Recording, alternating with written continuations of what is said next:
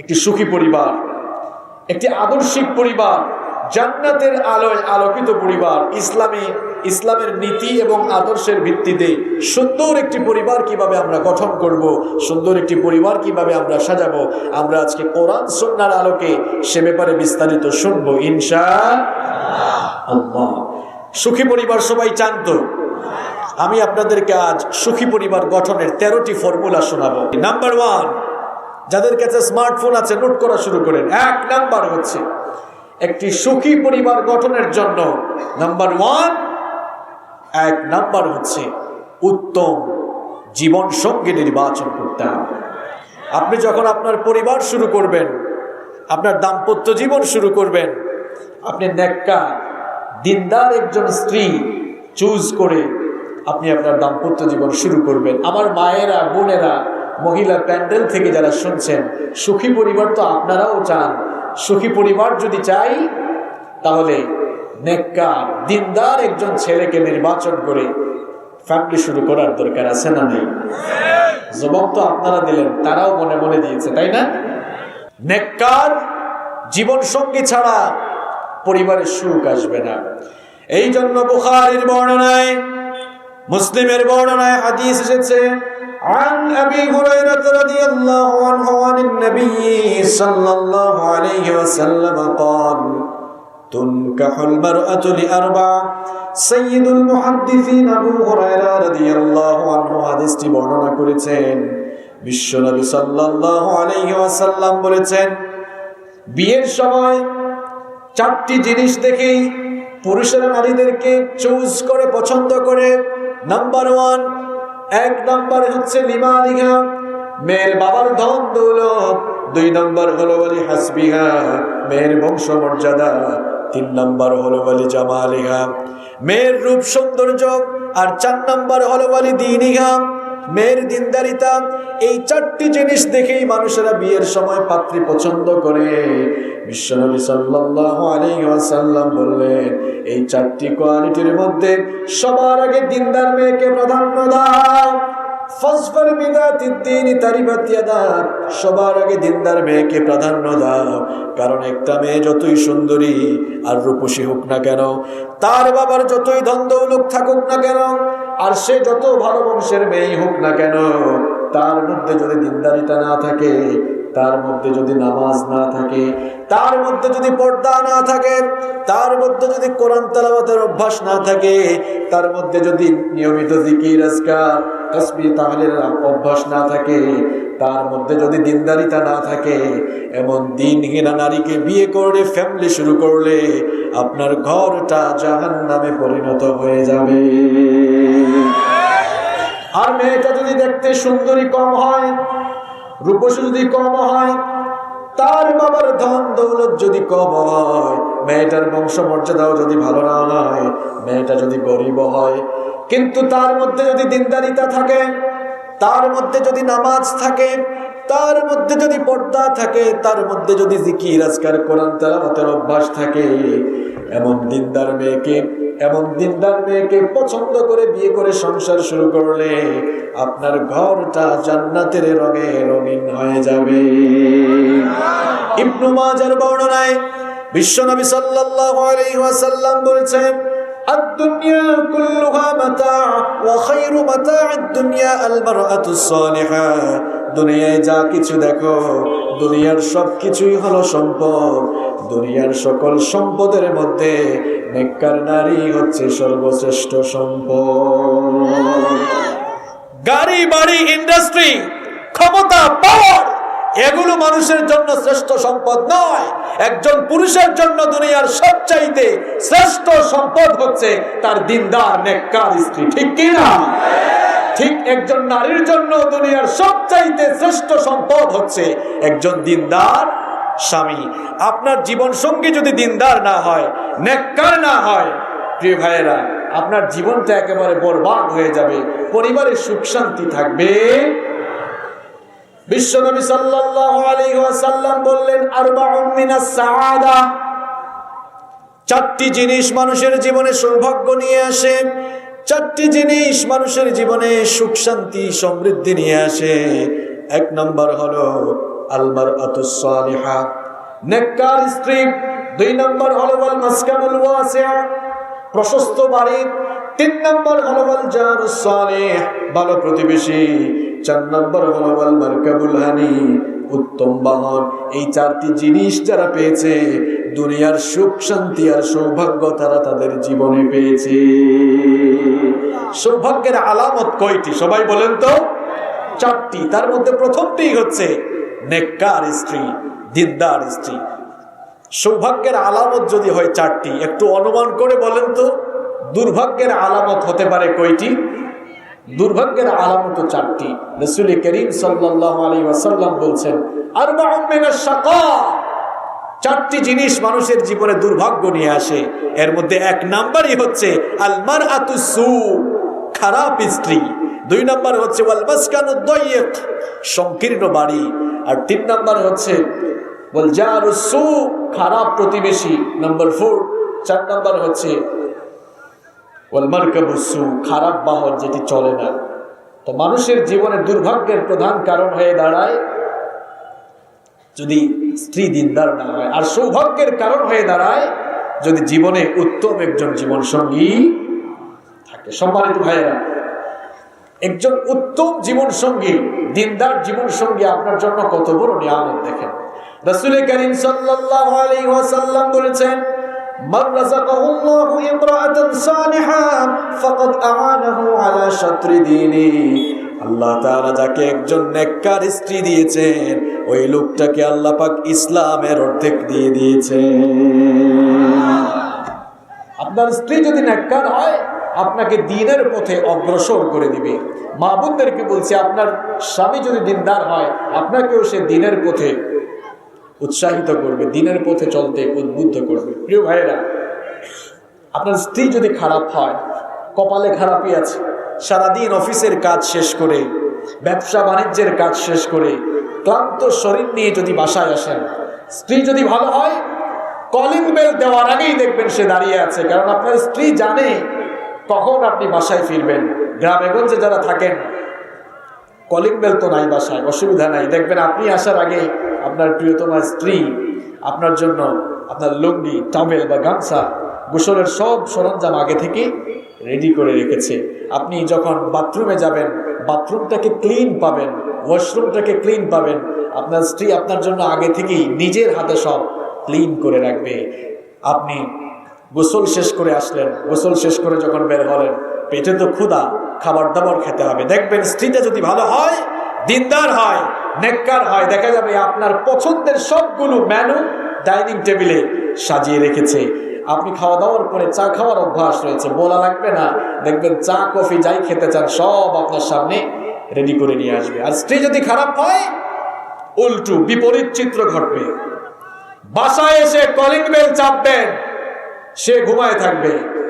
দেখা যাবে কাজের মেয়ে জরিনা সকিনা এসে দরজা খুলে দিবে। আর বাথরুম ক্লিন পাবেন না, পছন্দের খাবারও কপালে জুটবে না। দেখবেন যেটাই খাবেন লবণ একটু কম হয়। আর চা খাওয়ার অভ্যাস আছে তো, আপনার ওয়াইফ আপনাকে নিজের হাতে চা বানিয়ে দিবে না, কাজের মেয়েকে বলবে এই তোর বসকে, তোর স্যারকে একটু চা বানিয়ে দে তো। স্ত্রী যদি ভালো হয়, আপনার জীবনটা সুন্দর হয়ে যাবে, আপনাকে দ্বীনের পথে সে অগ্রসর করবে। স্ত্রী যদি ভালো হয়, ফজরের আজান যখন হয়ে যাবে, আপনাকে আদর করে ডেকে ডেকে বলবে প্রিয়তম স্বামী আমার, উঠে যাও, আজান হয়েছে। কনকনে ঠান্ডা তো কি হয়েছে, এই যে আমি পানি গরম করে তোমার জন্য নিয়ে এসেছি, অজু করে মসজিদে চলে যাও। আর স্ত্রী যদি খারাপ হয়, উল্টা, আপনি নামাজি মানুষ, মসজিদে যেতে চান, আজান হয়ে গেলে মসজিদে যেতে চাইলে আপনাকে বলবে এতবার কি যাওয়া লাগে নাকি? হ্যাঁ, তাহলে আপনার স্ত্রী যদি ভালো হয়, দেখবে সে আপনাকে দ্বীনের পথে অগ্রসর করে দিবে। আর সবচাইতে গুরুত্বপূর্ণ হচ্ছে কিপ ইন ইউর মাইন্ড, মনে রাখবেন আপনি, আপনার স্ত্রী হচ্ছে আপনার সন্তান উৎপাদনের কারখানা, ঠিক কি না? ফ্যাক্টরি যদি খারাপ হয়, তাহলে প্রোডাক্ট খারাপ হবে। ফ্যাক্টরি যদি ভালো হয়, প্রোডাকশন ভালো হবে, পণ্যগুলো ভালো হবে। হিউম্যান এমব্রয়লজি নিয়ে যারা রিসার্চ করেছেন, তারা বলছেন a child gets hearing before 16 weeks of birth. একটি শিশু পৃথিবীর আলো বাতাস দেখার আগে সে যখন মায়ের পেটে থাকে, জন্মের 16 সপ্তাহ অর্থাৎ 4 মাস আগেই সে তার মায়ের পেটে থাকাকালীন শুনতে পায়। সুবহানাল্লাহ বাড়ি গিয়ে বলেন। আমার কথা কি স্পষ্ট শোনা যাচ্ছে? এগুলো তো খুব দামি কথা, আপনি বুঝতে পারছেন না মনে হয়। আপনি আমি দুনিয়াতে আসার আগে মায়ের পেটে যখন ছিলাম, জন্মের 4 মাস আগেই আমরা মায়ের পেটে শুনতে পেতাম। সুবহানাল্লাহ। তা আপনারা বলবেন হুজুর বিজ্ঞান তো তাহলে বহু এগিয়ে গিয়েছে। হ্যাঁ, বিজ্ঞান এগিয়েছে, কিন্তু কোরআনের চেয়ে বেশি আগাতে পারে। বিজ্ঞান হিউম্যান এমব্রায়োলজি নিয়ে রিসার্চ করে এই কথাটি বলেছে মাত্র কয়েকদিন আগে। আপনি আল্লাহ তাআলার পবিত্র এই কিতাব কোরআনটা খুলে দেখুন। It's the source of knowledge and science. এটি তো জ্ঞান বিজ্ঞানের উৎস। আপনি কোরআন খুলে দেখুন, এই কথা আল্লাহ তাআলা 1500 বছর আগে কিভাবে বলে দিয়েছেন। আল্লাহ তাআলা যেখানেই মানুষের শ্রবণ শক্তি আর দর্শন শক্তির কথা বলেছেন, দর্শন শক্তির কথা বলতে গিয়ে আল্লাহ তাআলা বাসার শব্দ ব্যবহার করেছেন, আর শ্রবণ শক্তির কথা বলতে গিয়ে আল্লাহ তাআলা সাম শব্দ ব্যবহার করেছেন। আপনি কোরআনটা খুলে দেখুন, কোরআনে কারীমের যত জায়গায় আল্লাহ তাআলা সাম এবং বাসার শব্দ দিয়েছেন, বাসারের আগে সাম দিয়েছেন, অর্থাৎ দৃষ্টি শক্তির আগে শ্রবণ শক্তির কথা বলেছেন। ফর এক্সাম্পল, ইন্নাস সামআ ওয়াল বাসারা ওয়াল ফুআদা কুল্লু উলাইকা কানা আনহু মাসউলা। আবার অন্য আয়াতে আল্লাহ তাআলা বলছেন ওয়াজআলা লাকুমুস সামআ ওয়াল আবসারা ওয়াল আফইদা। এভাবে আল্লাহ তাআলা যত জায়গায় সাম এবং বাসার শব্দ দিয়েছেন, বাসারের আগে সাম দিয়েছেন, অর্থাৎ দৃষ্টি শক্তির আগে শ্রবণ শক্তির কথা বলেছেন। এই আয়াতগুলোর সায়েন্টিফিক এক্সপ্লেনেশন হচ্ছে, যেহেতু আল্লাহ তাআলা দৃষ্টি শক্তির আগে শ্রবণ শক্তির কথা বলেছেন, তার মানে মানব সন্তান পৃথিবীতে আসার আগে মায়ের পেটে থাকাকালীন দৃষ্টি শক্তির আগে সে শ্রবণ শক্তি লাভ করে। আল্লাহু আকবার।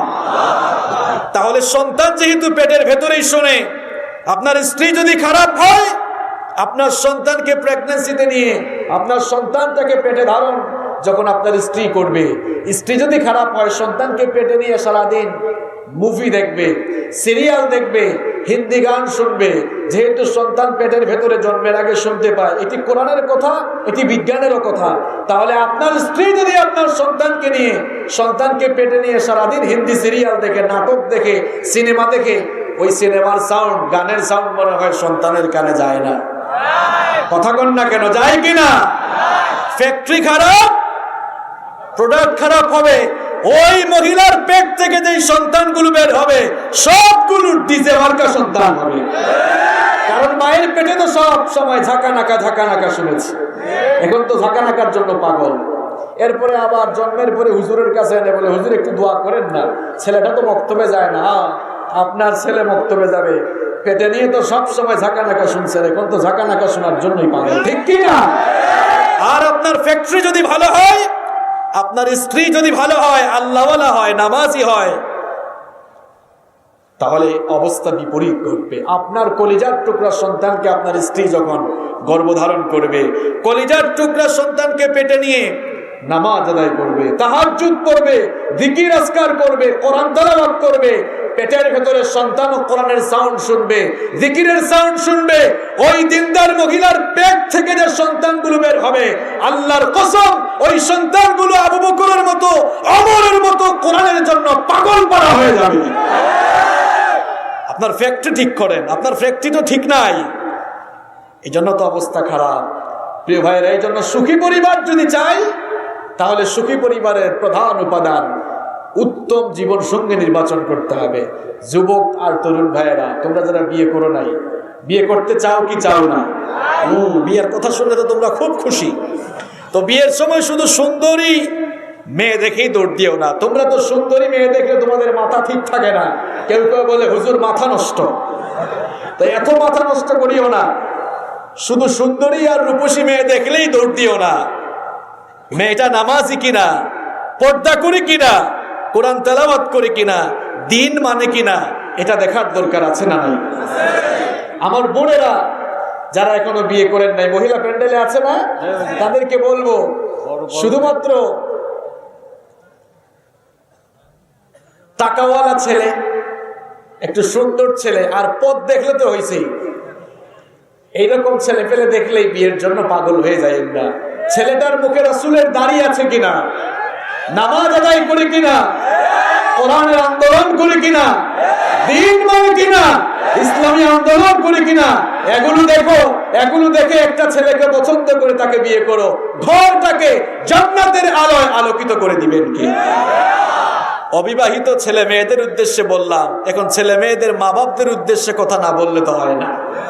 আজকে কিন্তু আমি সবার উদ্দেশ্যে কথা বলবো ইনশাআল্লাহ। বাবারা আর মহিলা প্যান্ডেলে যে মায়েরা আছেন, আপনাদেরকে বলছি, আপনারা মেয়ে বিয়ে দেওয়ার ক্ষেত্রে শুধু তো দেখেন আমার বিআই সাহেবের বাড়িটা টাইলস করা কিনা, আমার মেয়ের জামাই যে হবে কত টাকা পয়সা আছে, গাড়ি বাড়ি আছে কিনা। শুধুমাত্র গাড়ি বাড়ি টাকা পয়সা সহায় সম্পদ দেখিয়েন না। যদি ওই ছেলেটার গাড়ি বাড়ি সহায় সম্পদ থাকে আর ছেলেটা যদি দিনদার না হয়, দিনহীন হয়, আল্লাহর কসম আপনার মেয়ের কপালে কিন্তু খারাপই আছে।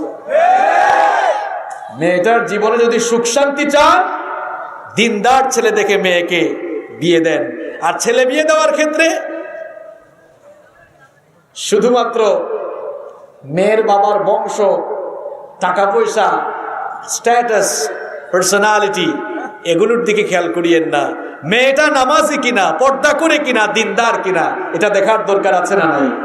তাহলে সবার উদ্দেশ্যেই যে কথা বললাম তার সামারি হচ্ছে এই, সুখী পরিবার গঠনের জন্য নাম্বার 1 প্রথম ফর্মুলা হচ্ছে উত্তম জীবন সঙ্গী নির্বাচন করতে হবে। অবিবাহিত ভাইরা, তোমরা যারা বিয়ে করো নাই, বিয়ের সময় সুন্দরী না, শুধুমাত্র সুন্দরী আর রূপসী কিংবা টাকাওয়ালা পয়সাওয়ালা ভালো বংশের মেয়ে নয়, বরং দিনদার মেয়েকেই তোমরা প্রায়োরিটি দিবা। সবাই রাজি?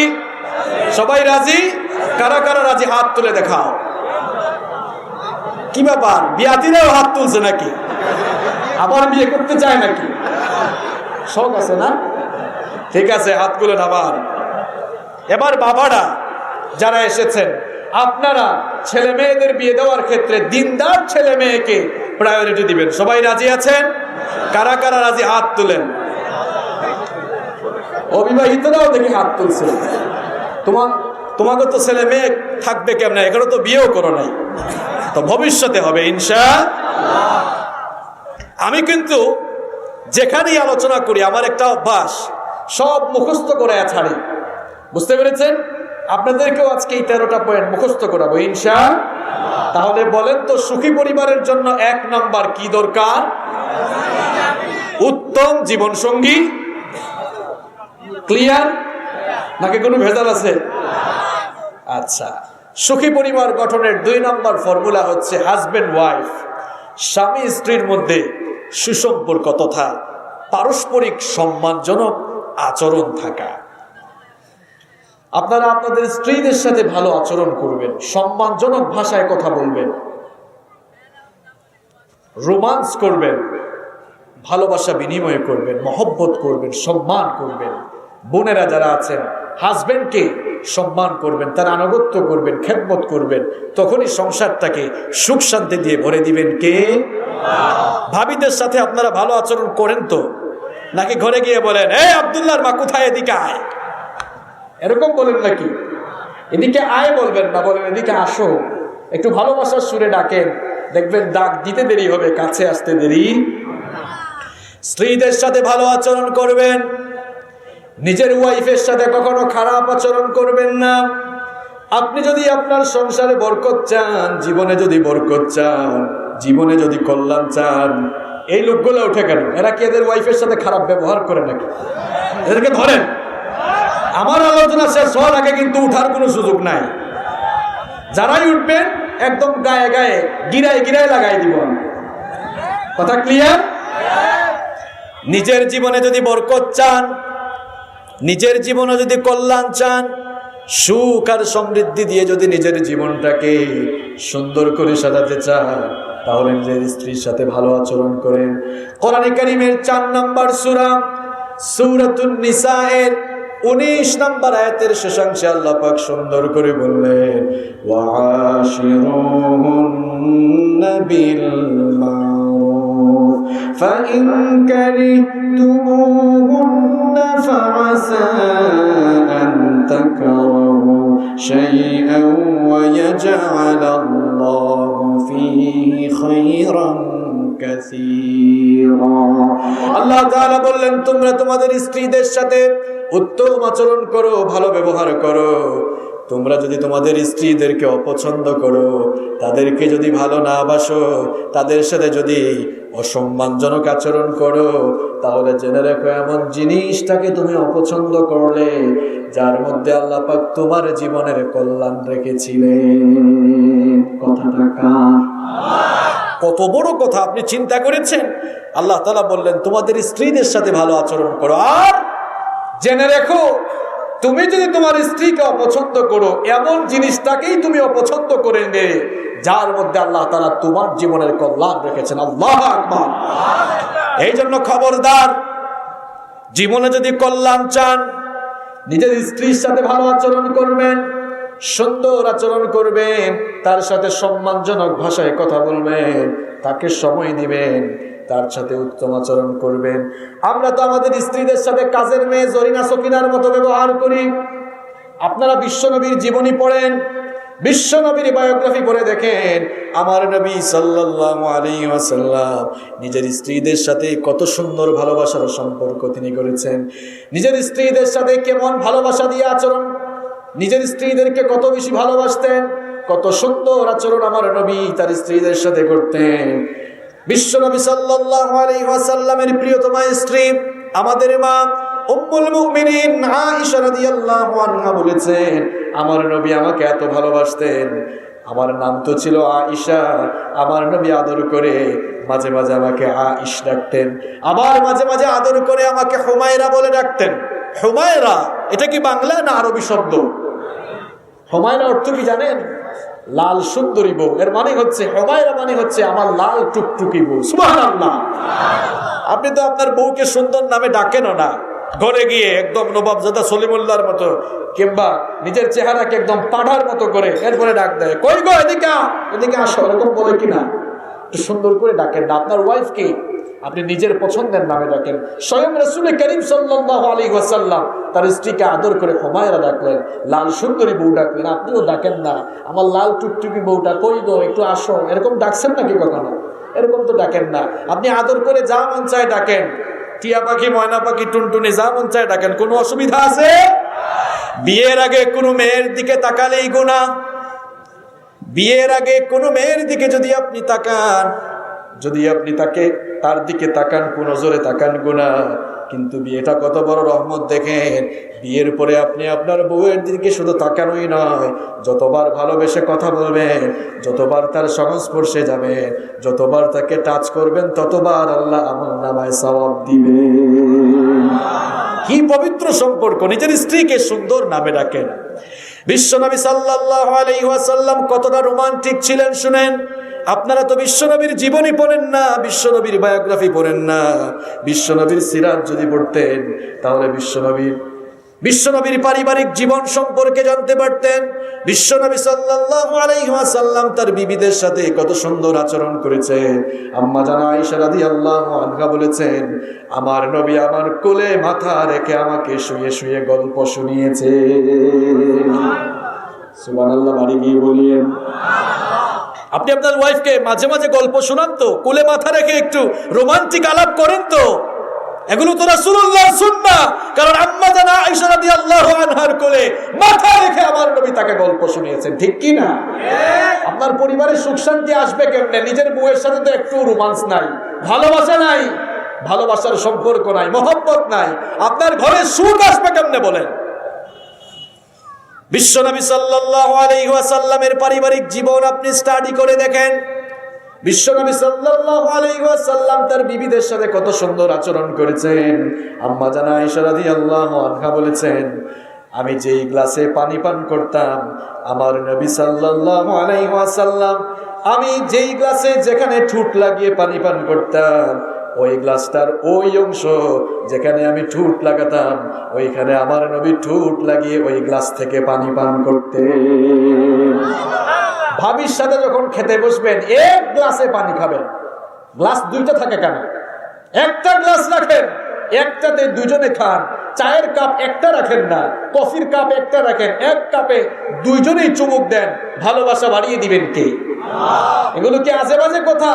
না, একেবারে রাসূলুল্লাহর জীবন থেকে কথা, রাসূলুল্লাহর জীবন থেকে আপনাদেরকে শোনাচ্ছি। আপনাদের তো গ্লাস থাকে, ওরে বাবারে কয়েকটা, এত গ্লাস কেন? একটা গ্লাস রাখেন, হাজবেন্ড ওয়াইফ দুজনে এক গ্লাসে পানি পান করেন, দেখবেন ভালোবাসা বাড়িয়ে দিবেন কে? ভাবির সাথে এক প্লেটে খেতে বসবেন, এক প্লেটে খাবেন, মাঝে মাঝে আদর করে মুখে তুলে খাওয়াই দিয়েন। আবার ভাবিরা যারা শুনছেন আপনারাও ভাইদেরকে খাওয়াই দিয়েন, তাহলে পরিবারের মধ্যে সুখ শান্তি বাড়বে না কমবে? দেখেন আমার নবীর জীবনী আপনি পড়ে দেখেন, বিশ্ব এই লোকগুলো উঠে গেল, এদের বউদের সাথে নিশ্চিত এদের ঝামেলা আছে, ঝামেলা আছে না? এদের বউ এদেরকে হয় ঘরে গেলে মারে, অথবা এমন জিনিস দিয়ে খাওয়া, এমন তরকারি যেই তরকারিতে লবণ হয় না। কপালে খারাপই আছে, ঠিক কি না? কেউ উঠিয়েন না ভাই, আজকে বিপদ আছে কিন্তু। নিজের বিবির সাথে এক প্লেটে খাবেন। বিশ্বনবী সাল্লাল্লাহু আলাইহি ওয়াসাল্লাম বিবিদের সাথে কি চমৎকার আচরণ করেছেন শুনেন। আম্মা জান আয়েশা রাদিয়াল্লাহু আনহা বলেছেন, আমি যখন কোনো মাংসের টুকরা কিংবা কোনো হাড্ডি খেতাম, আমার হাত থেকে বিশ্বনবী সাল্লাল্লাহু আলাইহি ওয়াসাল্লাম ওই মাংসের টুকরা বা হাড্ডি ছিনিয়ে নিয়ে যেই জায়গায় ঠোঁট লাগিয়ে আমি হাড্ডি বা মাংসটি খেতাম, ঠিক ওই জায়গায় ঠোঁট লাগিয়ে তিনিও খাওয়া শুরু করে দিতেন। কি চমৎকার, কি চমৎকার সম্পর্ক! এই রোমান্টিক পরিবেশ তো আপনার ঘরের ভেতরে নাই, এই জন্য আপনার জীবনে বরকত নাই, ঠিক কি না? যারা তার বউয়ের সাথে ভালো আচরণ করে না, এই কপাল পোড়া নাদানগুলোর জীবনে কোনো সুখও থাকে না। আমার নবী তার বিবিদের সাথে কত চমৎকার আচরণ করেছেন শুনেন। চাঁদনি রাতে আম্মা জান আয়েশা রাদিয়াল্লাহু আনহাকে বিশ্বনবী সাল্লাল্লাহু আলাইহি ওয়াসাল্লাম বললেন, ওগো আয়েশা, চলো আজকের এই পূর্ণিমা চাঁদের রাতে ঘরের বাইরে গিয়ে আমরা একটু প্রতিযোগিতা করি, একটু দৌড় প্রতিযোগিতা করি, দেখি কে ফার্স্ট হয়, তুমি না আমি। বিশ্বনবীকে হারাতে পারবে আকাশের নিচে জমিনের উপরে এমন কেউ আছে নাকি? কিন্তু বিশ্বনবী সাল্লাল্লাহু আলাইহি ওয়াসাল্লাম নিজের বিবিকে খুশি করার জন্য ইচ্ছে করেই সেদিন দৌড় প্রতিযোগিতায় হেরে গেলেন। আম্মা জান আয়েশা রাদিয়াল্লাহু আনহা খুশি হয়ে গেলেন। কিছুদিন পর বিশ্বনবী সাল্লাল্লাহু আলাইহি ওয়াসাল্লাম বললেন, আয়েশা গো চলো, আজ আবার চাঁদনি রাতে আমরা আবার দৌড় প্রতিযোগিতা করি। ওই দিন তো তুমি আমায় হারিয়ে দিয়েছিলে, দেখি আজ কে জিততে পারে। বিশ্বনবী সাল্লাল্লাহু আলাইহি ওয়াসাল্লাম আম্মা জান আয়েশা রাদিয়াল্লাহু আনহাকে সেদিন কোনো সুযোগই দিলেন না, দৌড়িয়ে তিনি ফার্স্ট হয়ে গেলেন। এরপরে বললেন, প্রিয়তমা স্ত্রী আমার শোনো, ওই দিন যা আমাকে তুমি হারিয়েছিলা, আজকে তোমাকে হারিয়ে দিয়ে ওই দিনের প্রতিশোধটা নিয়ে নিলাম। সুবহানাল্লাহ! স্বামী স্ত্রীর মধ্যে কি চমৎকার সম্পর্ক। নিজে যখন সময় পাবেন ওয়াইফের সাথে এভাবে একটু সুন্দর সময় কাটাবেন, একটু বিনোদন করবেন। আপনার ভয়েস যদি ভালো থাকে কোরআন তেলাওয়াত শোনাবেন, ইসলামী সঙ্গীত শোনাবেন। বাজনা ছাড়া গান গাওয়া যায়, সুতরাং বাজনা ছাড়া আপনি আপনার ওয়াইফকে গান শোনান, কোনো অসুবিধা আছে নাকি? কবিতা আবৃত্তি জানলে কবিতা আবৃত্তি শোনান। শুধু কি ভাইদের দায়িত্ব? ভাবিদেরও বুঝি এইসব দায়িত্ব নাই, আছে কি না? নিজের স্ত্রীর জন্য সাজগুজ করবেন। আপনারা তো ঘরের মধ্যে কামলার মতো থাকেন, কিন্তু নিজে চান বউ যেন সবসময় একদম ফিটফাট থাকে। আচ্ছা, আপনি ঘরে গিয়েছেন আপনার বউ যেন ফিটফাট থাকে, তা আপনার বউয়ের কি মন চায় না যে তার সামনে আপনিও ফিটফাট থাকেন? মন চায় কি চায় না? রাইসুল মুফাসসিরিন আব্দুল্লাহ ইবনে আব্বাস রাদিয়াল্লাহু আনহু বলছেন, ইন্নী উহিব্বু আন আতাযায়্যানা লিইমরাআতি কামা উহিব্বু আন তাতাযায়্যানা লি। আমার স্ত্রী আমার জন্য সাজগুজ করুক, এটা আমি যেমন পছন্দ করি, তেমনি আমার স্ত্রীর মনোরঞ্জনের জন্য তার সামনে আমি নিজেকে সাজগুজ করে তুলে ধরাকেও পছন্দ করি। নিজের বিবির সামনে, স্ত্রীর সামনে স্মার্ট থাকবেন, আপনি পরিপাটি থাকবেন, যেন দেখলেই ভালোবাসতে মন চায়, ঠিক কি না? ভাবিরাও আপনাদের সৌন্দর্য হাজবেন্ডের সামনে এমন ভাবে প্রকাশিত করবেন যেন ভাই দেখলেই আপনাকে ভালোবাসতে মন চায়, ঠিক কি না? যদি ভাই ভাবির মধ্যে ভালোবাসার এমন সম্পর্ক থাকে, ঘরটাকে বরকত দিয়ে ভরে দিবেন কে? আপনারা অসুস্থ হলে ভাবিরা আপনার সেবা করে, আপনার বিবি অসুস্থ হলে, স্ত্রী অসুস্থ হলে তারও একটু সেবা করেন। সেবা করেন তো আপনারা, নাকি ফালায় রাখেন? আপনারা অসুস্থ হলে তো কত সেবা করে, নিজের স্ত্রী অসুস্থ হলে একটু সেবাও করবেন, মাথা ব্যথা করে একটু মাথা টিপে দেন, মাসাজ করে দেন। বদরের যুদ্ধ থেকে ফেরার পর বিশ্বনবী সাল্লাল্লাহু আলাইহি ওয়াসাল্লাম তার মেয়ের জামাই সাইয়েদনা ওসমান বিন আফফান রাদিয়াল্লাহু আনহুকে ডাকলেন। সাইয়েদনা ওসমান বিন আফফান রাদিয়াল্লাহু আনহু বদরের যুদ্ধে অংশগ্রহণ করেন নাই। তার মেয়ের জামাই ওসমান বিন আফফান রাদিয়াল্লাহু আনহুকে ডেকে বললেন, কি ব্যাপার, বদরের যুদ্ধে অংশগ্রহণ করলে না কেন, কি সমস্যা ছিল? সাইয়েদনা ওসমান বিন আফফান রাদিয়াল্লাহু আনহু বললেন, ওগো আল্লাহর নবী, আপনার মেয়ে অর্থাৎ আমার নিজের স্ত্রী অসুস্থ ছিলেন, আমি তার সেবা করেছি, এই জন্য বদরের যুদ্ধে যেতে পারি নাই। এই কথা শুনে আমার নবী বললেন, বুখারীর বর্ণনা, ইন্না লাকা আজরা রাজুলিন মিম্মান শাহিদা বদরা ওয়া সামাহু, বদরের যুদ্ধে অংশগ্রহণ করে যারা শহীদ হয়েছে, তুমি তোমার স্ত্রীর সেবা করার কারণে সেই পরিমাণ সওয়াব তুমি লাভ করেছো। তাহলে নিজের স্ত্রীর সেবা করলেও সওয়াব আছে না নাই? আপনার স্ত্রী যা পছন্দ করে, অফিস থেকে ব্যবসার কাজ শেষ করে বাড়িতে যখন আসেন, আপনার স্ত্রীর পছন্দের জিনিসটা নিয়ে আসেন। চটপটি খায়, ফুচকা খায়, তাই না? একটু নিয়ে আসেন না। আর না পারেন, কিছুই নাই, একটা গোলাপ ফুল নিয়ে আসেন, একটু কোনার মধ্যে লুকায় রাখেন, এসে তারপরে একা একা দেন, ফুলটা দিয়ে বলেন আই লাভ ইউ। দেখছেন অনেকে হাসে, আমি জানতাম এরা হাসবে, আমি জানতাম এরা হাসবে।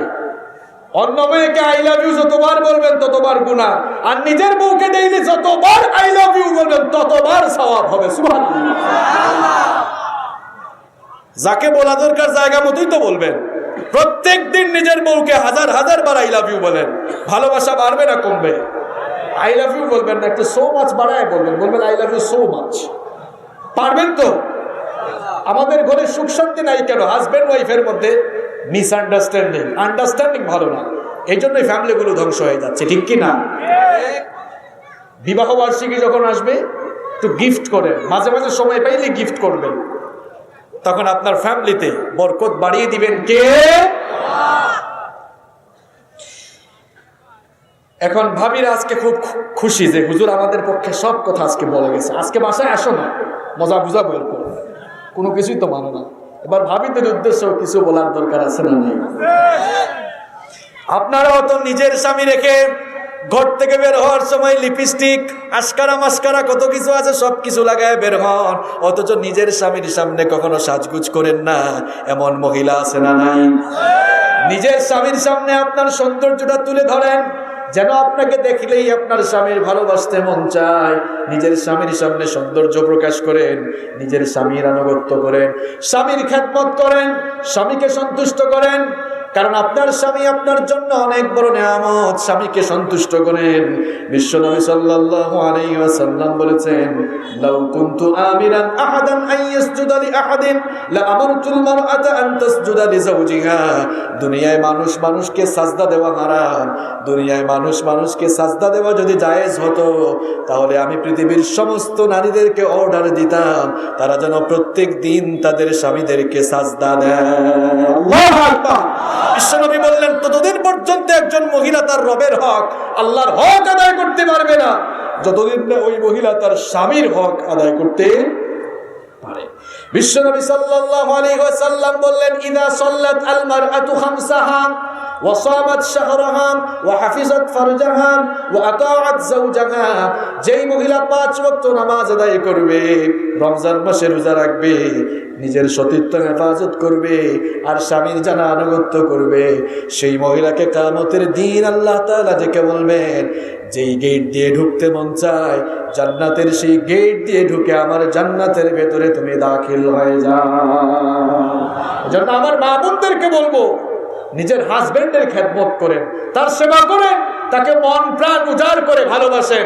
আপনার জন্য জান্নাত রেখে দিয়েছেন কে? আল্লাহ। তাহলে সুখী পরিবার গঠনের জন্য 2 নম্বর ফর্মুলা হচ্ছে হাজবেন্ড ওয়াইফের মধ্যে সুসম্পর্ক থাকা। অনেকে আছে, অনেক হাজবেন্ড ওয়াইফ আছে, ছেলে মেয়েদের সামনে, সন্তানদের সামনে ঝগড়া করে, আছে না?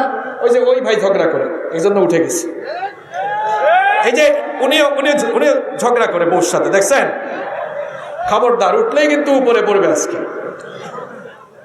নিজের ছেলে মেয়েদের সামনে কখনোই ঝগড়া করবেন না, এতে বাচ্চাদের মন মানসিকতায় গিয়ে কুপ্রভাব পড়ে যাবে। আজকে ভালো করে শুনে যান, আপনার জীবনটা পরিবর্তন হয়ে যাবে। আপনার জীবনে সুখ নাই কেন জানেন? মাত্র তো 2টা বললাম, লাইনে তুলছি মাত্র, একটু পরে সব বলবো ইনশাআল্লাহ। আপনার জীবনে বরকত নাই কেন, সুখ নাই কেন? কারণ আপনার জীবন যেভাবে গঠন করা দরকার ছিল সেভাবে করেন নাই। আজকে শুনে যান, নোট করে নিয়ে যান, সেভাবে পরিবারগুলোকে সাজান, পরিবারগুলোকে বরকত দিয়ে ভরে দিবেন কে? সুখী পরিবার সবাই চাই কি চাই না? তাহলে সুখী পরিবার পাওয়ার জন্য কয়টা জিনিস দরকার? 13টা। বলছি কয়টা? বাকিগুলো শর্ট করে বলবো, ভয় পাইয়েন না আপনারা, আমরা 12টার আগেই শেষ করবো ইনশাআল্লাহ। নাম্বার 3, সুখী পরিবার গঠনের 3 নাম্বার ফর্মুলা হচ্ছে সেই পরিবারের মধ্যে সালামের পরিবেশ থাকা। কি থাকা? আমরা তো এখন সালাম দেই না, আর দিলেও সালামের যে কত স্টাইল, সালাম আলাইকুম, আসসালামু আলাইকুম, আর মহিলারা যে কি ফ্যাশন করে সালাম দেয়, আসসালামু আলাইকুম। এরকম সালাম কি পাবনাতে আছে? আসসালামু আলাইকুম এটা কেমন সালাম? আবার অনেকে সালাম দেয় আসসালামু আলাইকুম। আচ্ছা ভাই দেখেন, সালাম অর্থ কি? কথা কয় না কেন? সালাম এটি কার নাম? এটাও জানেন না। সালাম এটি কার নাম? আমার দেশে এক বুদ্ধি প্রতিবন্ধী কয়েক মাস আগে সালাম নিয়ে আজে বাজে কথা বলেছে। সালাম নিয়ে আজে বাজে কথা বলে লাভ হয়েছে না লস হয়েছে? লস হইল কেমনে? অবশ্যই লাভ হয়েছে। এমন লাভ হয়েছে, আগে যারা অশুদ্ধ সালাম দিত সবাই এখন শুদ্ধ সালাম শিখে গিয়েছে, আলহামদুলিল্লাহ। এই লোকগুলোর মাথায় আসলে শয়তান পেশাব করে দিয়েছে। যখন মন যা চায় তাই এরা বলা শুরু করে। এই দেশে যারা কোরআনের কথা বলে, ইসলামের কথা বলে, দেখা যায় মাঝে মাঝে তাদেরকে জেলখানায় ঢুকানো হয়। আর যারা ইসলামের বিপক্ষে কথা বলে তারা দেখা যায় এই দেশে বুক ফুলিয়ে চলাচল করে। সালাম নিয়ে যারা কটূক্তি করে, ইসলাম নিয়ে যারা কটূক্তি করে,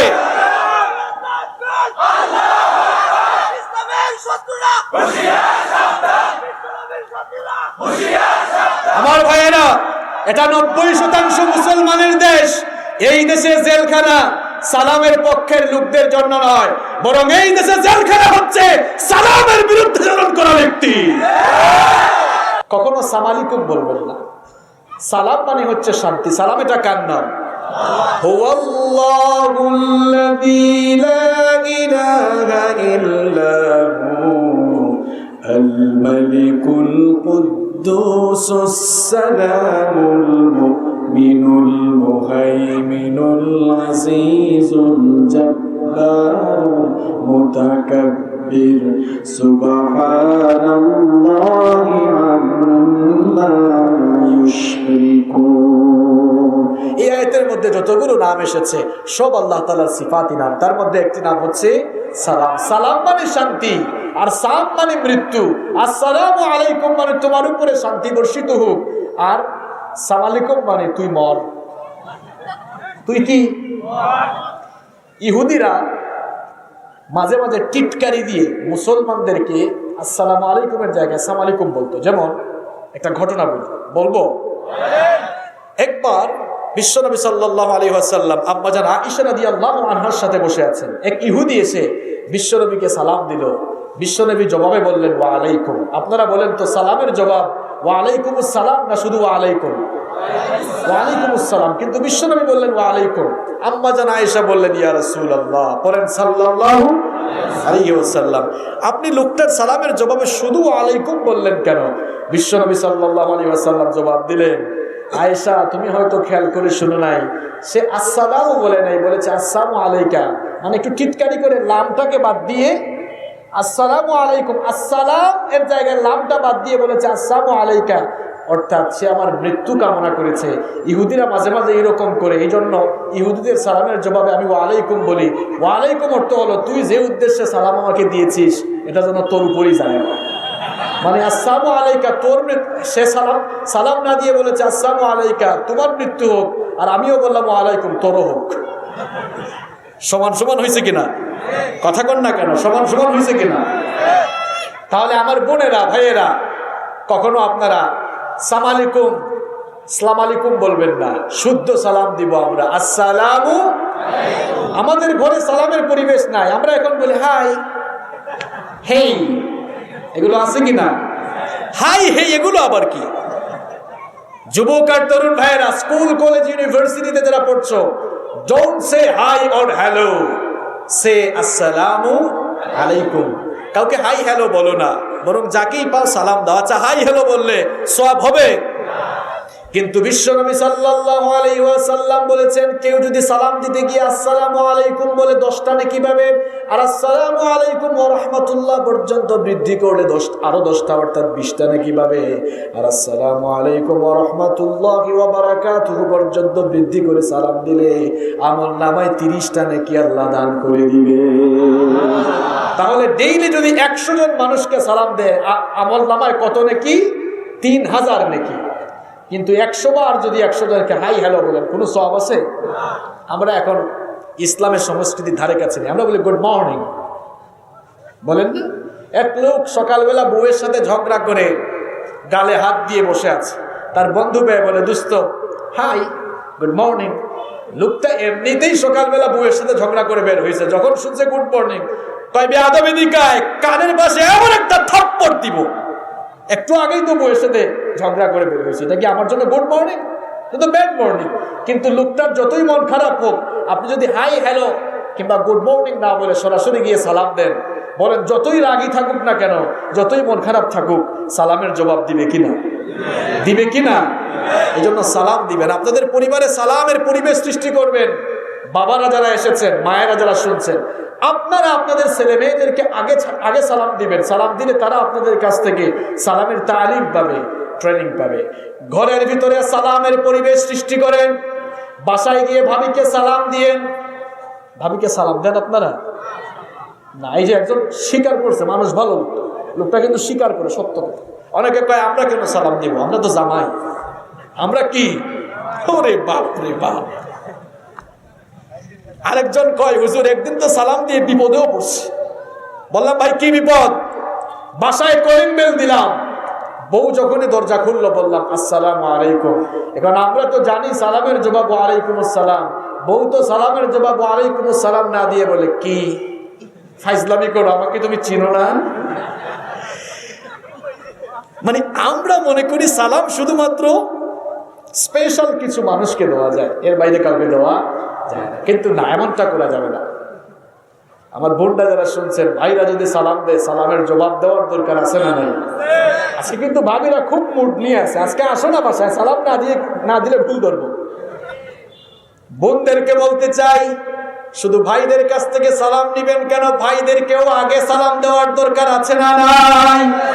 বিশ্বনবী সাল্লাল্লাহু আলাইহি ওয়াসাল্লাম বলেছেন, যেই লোকটা আগে সালাম দেয় সেই লোকটা অহংকার মুক্ত।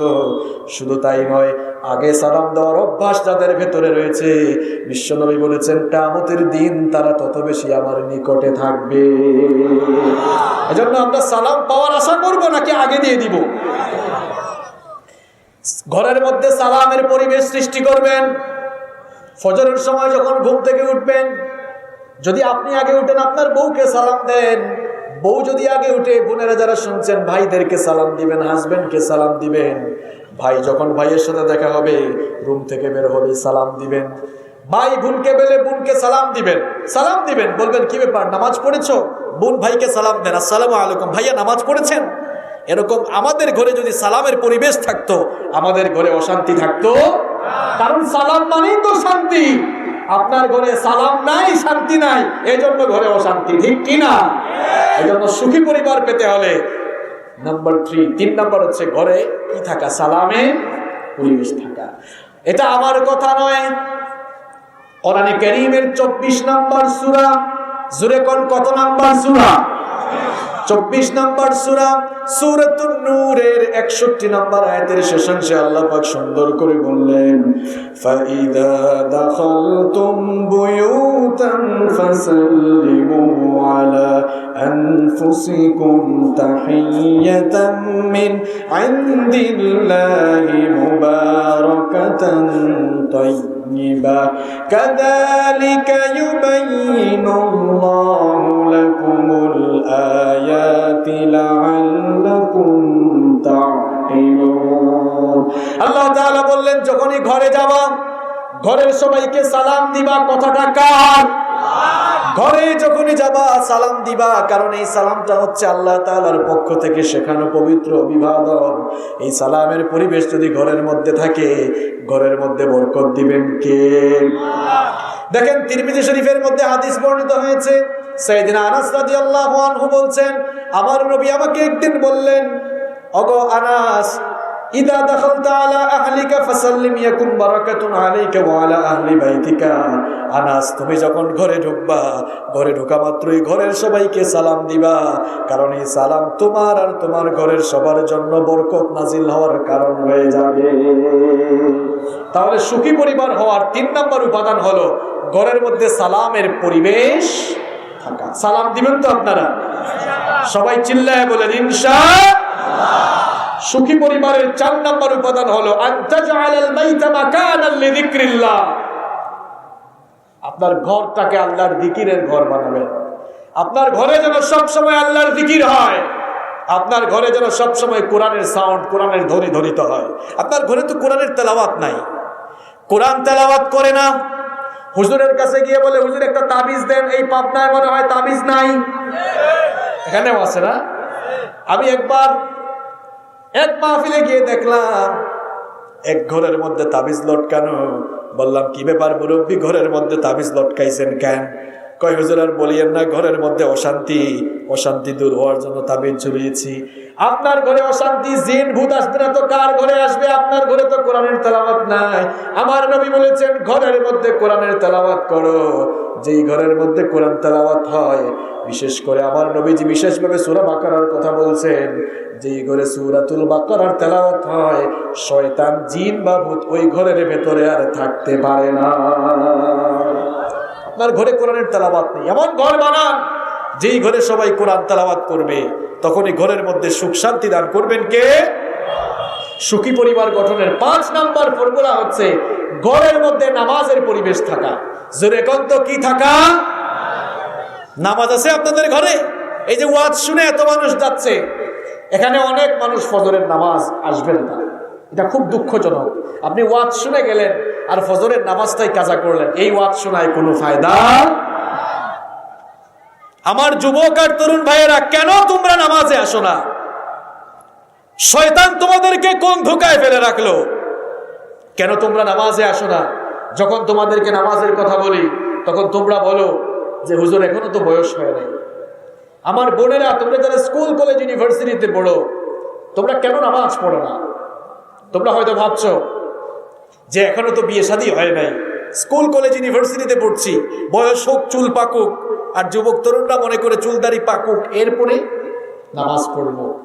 তুমি যে বুড়ো হবা, চুলদারি পাকবে, এর কি কোনো গ্যারান্টি আছে? তুমি কি দেখো না তোমার মতো কত যুবক প্রত্যেক দিন দুনিয়া থেকে বিদায় হয়ে যাচ্ছে? তোমার মতো কত যুবক রাতে ঘরের মধ্যে ঘুমিয়েছে, সকালবেলা তার ঘর থেকে লাশ বের হয়, এরকম আছে না নাই? কেন তোমার বিবেক বোধ জাগ্রত হয় না? কেন শয়তান তোমাকে ধোঁকায় ফেলে রাখলো? শয়তান তোমাকে পজিটিভলি ধোঁকা দিয়ে মসজিদ থেকে দূরে রাখছে। শয়তান তোমাকে পজিটিভলি ধোঁকা দিচ্ছে, তোমার বয়স হয় না, এখন নামাজে দেওয়ার দরকার নাই। এভাবে শয়তান তোমাকে বয়সের কথা বলে মসজিদ থেকে পজিটিভলি ধোঁকা দিয়ে বিরত রাখছে। কারণ মসজিদ থেকে তোমাকে দূরে রাখতে পারলেই কার লাভ? কথা বল না কেন? নামাজ পড়লে খুশি হন কে? আর নামাজ ছেড়ে দিলে খুশি হয় কে? এই যুবক আর তরুণ ভাইরা, আজকে এই ফজরের নামাজটা কাজা করে তুমি কাকে খুশি করেছো? যোহরের নামাজ ছেড়ে দিয়ে তুমি কাকে খুশি করলে? মুরব্বী বাবারা, 30, 40, 50 বছর অনেকের বয়স হয়ে গিয়েছে, আপনারাও নামাজ ছেড়ে দেন। ফজর চলে যায়, যোহর চলে যায়, আসর চলে যায়, মাগরিব যায়, এশা যায়। মা বোনরা, আপনাদেরকেও বলছি, এই যে 5 ওয়াক্তের নামাজ আপনার জীবন থেকে চলে যায়, প্রত্যেক দিন আপনি নামাজ ছেড়ে দিয়ে কাকে খুশি করছেন? আপনি নিজের বিবেক বুদ্ধকে জাগ্রত করেন। আপনি দুনিয়ার রঙ্গ তামাশা, দুনিয়ার লোভ লালসা, মায়া মোহ, দুনিয়ার চাকচিক্যে মেতে উঠেছেন। আপনি মুসাফির খানায় এসে, মেহমান বাড়িতে এসে আপনি আপনার নিজের বাড়ির ঠিকানা ভুলে গিয়েছেন। আমরা দুনিয়াতে মেহমান হয়ে এসেছি। দুনিয়া হচ্ছে it's like a waiting room. এটা হচ্ছে ওয়েটিং রুমের মতো। দেশের বাইরে যখন আমরা সফরে যাই, ইমিগ্রেশন কমপ্লিট করার পরে আমরা ফ্লাইট ছাড়ার আগ পর্যন্ত একটা রুমে বসে বসে অপেক্ষা করি। ফ্লাইটের সময় যখন হয়ে যায় ওই ওয়েটিং রুম থেকে বের হয়ে আমরা বিমানে উঠে যাই। ঠিক তেমনি ভাবে এই দুনিয়াটা হচ্ছে আমাদের জন্য ওয়েটিং রুম। আমরা ইমিগ্রেশন ক্রস করেছি আমাদের মায়ের পেটের ভেতরে থাকাকালীন, ওখান থেকে ইমিগ্রেশন ক্রস করে দুনিয়া নামক ওয়েটিং রুমে এসেছি। যখনই মালাকুল মাউত মৃত্যুর ফ্লাইট নিয়ে আসবেন, দুনিয়ার রঙ্গ তামাশা ছেড়ে দিয়ে আমাদেরকেও মৃত্যুর মাধ্যমে পরপারে পারে জমাতে হবে, ঠিক কিনা? তাহলে কেন আপনি নামাজ ছেড়ে দিচ্ছেন? কেন নামাজ ছেড়ে দিচ্ছেন? আল্লাহর সামনে দাঁড়াতে হবে, এই ভয়টা কি আপনার অন্তরে একবারও জাগ্রত হয় না? দুনিয়া থেকে আপনি চলে যাবেন, মৃত্যু আপনার কাছে আসবে, আপনি দুনিয়া থেকে বিদায় হবেন, একটিবারও কি আপনার অন্তরে সেই ফিলিংস আসে না? হে যুবক আর তরুণ ভাইয়েরা, কেন তোমরা মসজিদে আসো না? কেন মৃত্যুর কথা তোমার স্মরণ হয় না? কেন তোমার কবরের কথা স্মরণ হয় না? তুমি তো ডিজিটাল যুগের মানুষ, তুমি কি দেখো না 1920 সালে দুনিয়াতে অনেক মানুষ ছিল, 2020 সাল আজ তারা মাটির সাথে বিলীন হয়ে গিয়েছে। আজ 2020 সাল, তুমি হয়তো দুনিয়াতে আছো, একটু চক্ষু বন্ধ করে চিন্তা করে দেখো, 2120 সালে তুমি থাকবে না, তুমিও মাটির সাথে মিশে যাবা, এই দুনিয়াতে থাকতে পারবা না। পৃথিবীতে আমাদের পূর্বপুরুষ যারাই ছিল তারা সকলেই চলে গিয়েছে, তারা সকলেই বড়াই করে বলতো, তাদেরকে মানুষ জিজ্ঞেস করতো বাড়ি কোথায়, বলতো ওই যে 6 তলা 10 তলা ইটালিয়ান টাইলস করা বাড়ি দেখা যায়, এটা আমার বাড়ি। সারা জীবন এটাকে তার নিজের বাড়ি বাড়ি বলেছে, এখানে থাকতে পারে নাই, এই বালুচরের কোনো না কোনো কবরস্থানে গিয়ে তার জায়গা হয়েছে, ঠিক কিনা? আজ আপনিও বলছেন আপনার ঢাকায় বাড়ি আছে, রাজশাহীতে বাড়ি আছে, পাবনা শহরে বাড়ি আছে, এলাকায় বাড়ি আছে, এত বাড়ি বাড়ি এত বাড়ি বাড়ি করছেন, আল্লাহর কসম কোনো বাড়িতেই জায়গা হবে না, এই বালুচরের 3.5 হাত মাটির ভেতরেই আপনার জায়গা হবে। তাহলে কেন কেন কেন কেন আপনি নামাজ ছেড়ে দিচ্ছেন? কেন আপনি মসজিদে আসেন না?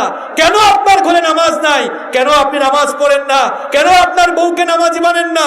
কেন আপনার ছেলে মেয়েকে নামাজি বানান না? What's the reason?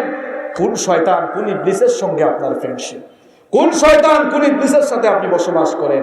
কেন আপনি নামাজে আসেন না?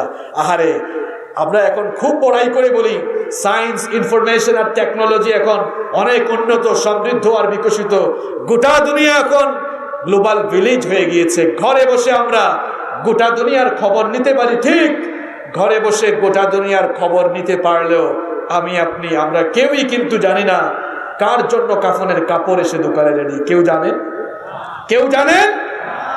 আগামীকালকের ভোর আমরা দেখতে পারবো কিনা, আগামীকালকের সূর্যটা আমরা দেখতে পারবো কিনা আমরা জানি না। আপনার বিবেক বোধ কবে জাগ্রত হবে?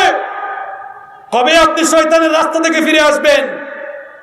আজকের দিনেও অনেকের জন্য কবর খোঁড়া হয়েছে, যারা গতকাল দুনিয়ায় ছিল আজ তারা মাটির নিচে শুয়ে আছে।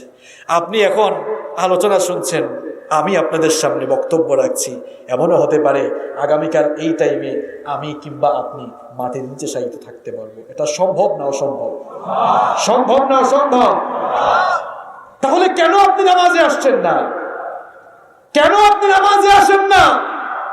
কেন আজান শুনলে নামাজে আসার জন্য আপনার দিল পাগল পাড়া হয় না? এই যুবক আর তরুণ ভাইয়েরা, আর শয়তানের রাস্তায় যাও না। আমার কলিজার টুকরা যুবক আর তরুণ ভাইয়েরা, আমি তোমাদেরকে দাওয়াত দিচ্ছি, আমি তোমাদেরকে আহ্বান করছি, আজান হলে তোমরা পাগলের মতো মসজিদে যাও, মসজিদের সামনের কাতারগুলো তোমরা ফিল আপ করে দাও, মসজিদের সামনের কাতারগুলো তো তোমাদের জন্য, ঠিক কিনা?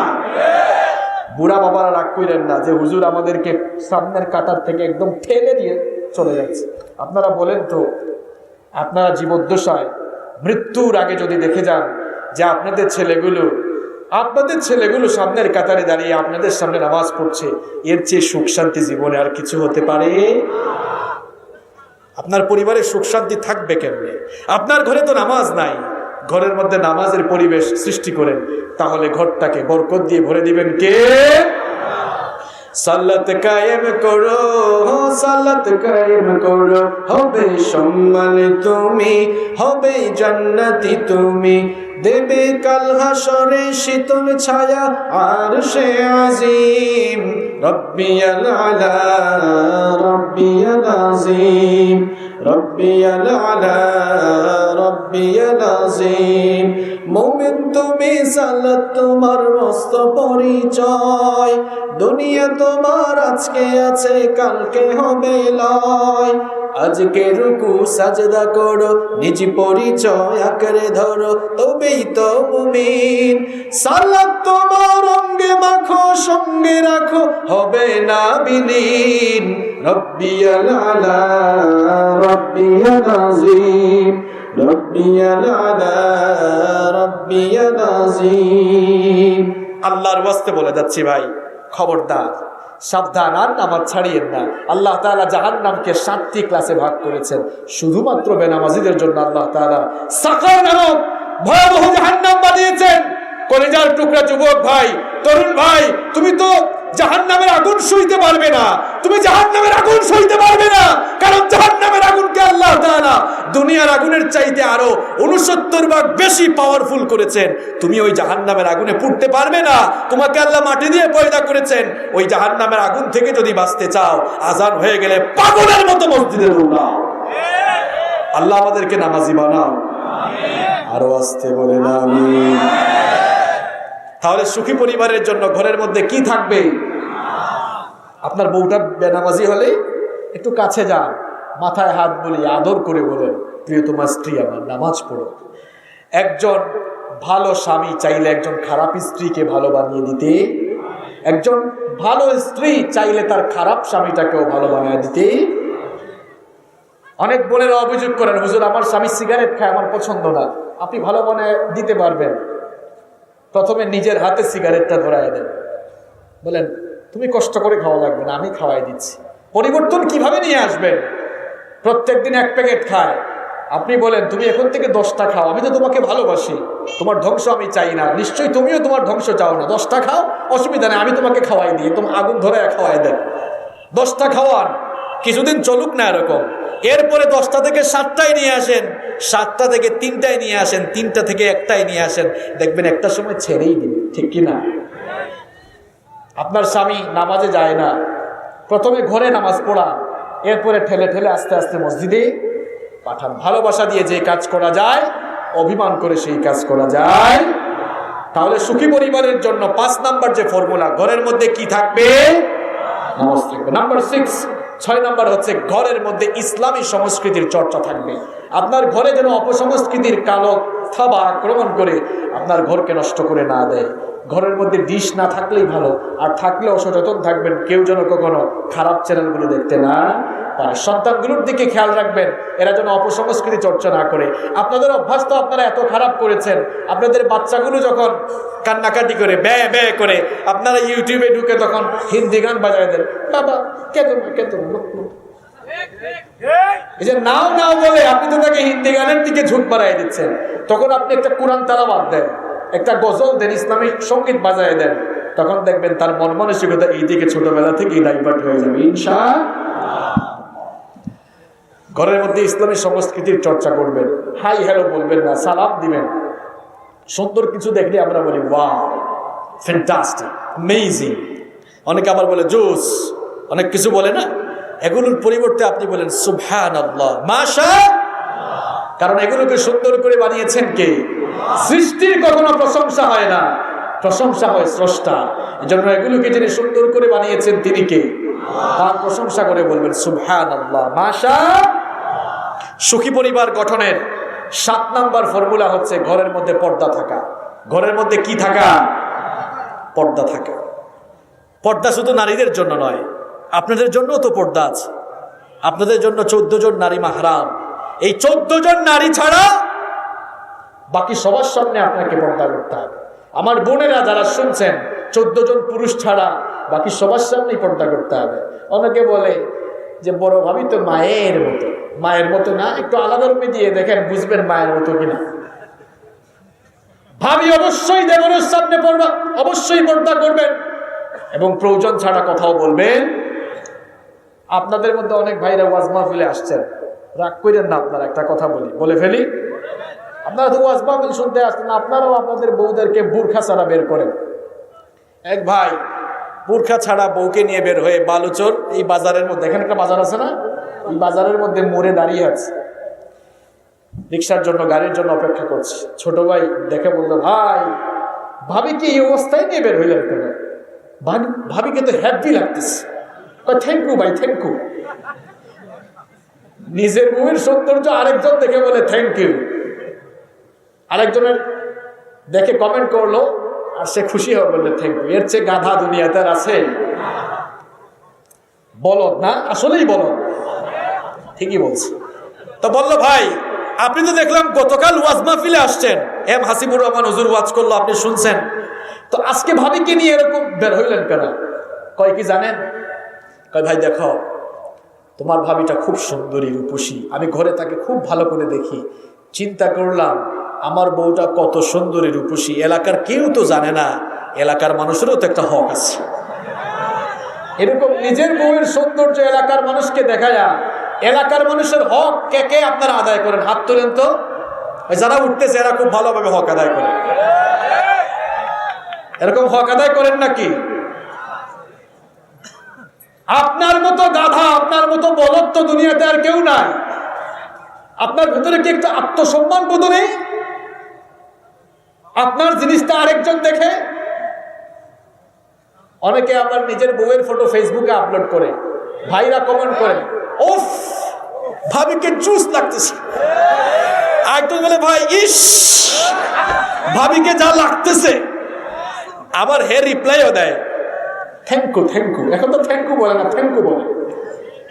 গাধা গুনানের নিজের বউয়ের সবকিছু আরেকজন দেখে বলে জুস, জুস তো আরেকজন খেয়ে ফেলে, তুমি কি করো?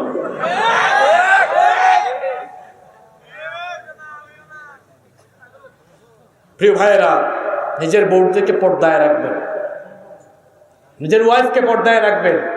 পর্দার কথা বললেই অনেকের চুলকায়। দেখেন না, আমার দেশে এক তথাকথিত বুদ্ধি প্রতিবন্ধী কিছুদিন আগে বলেছে বুরখা নাকি স্বাস্থ্যের জন্য ক্ষতিকর।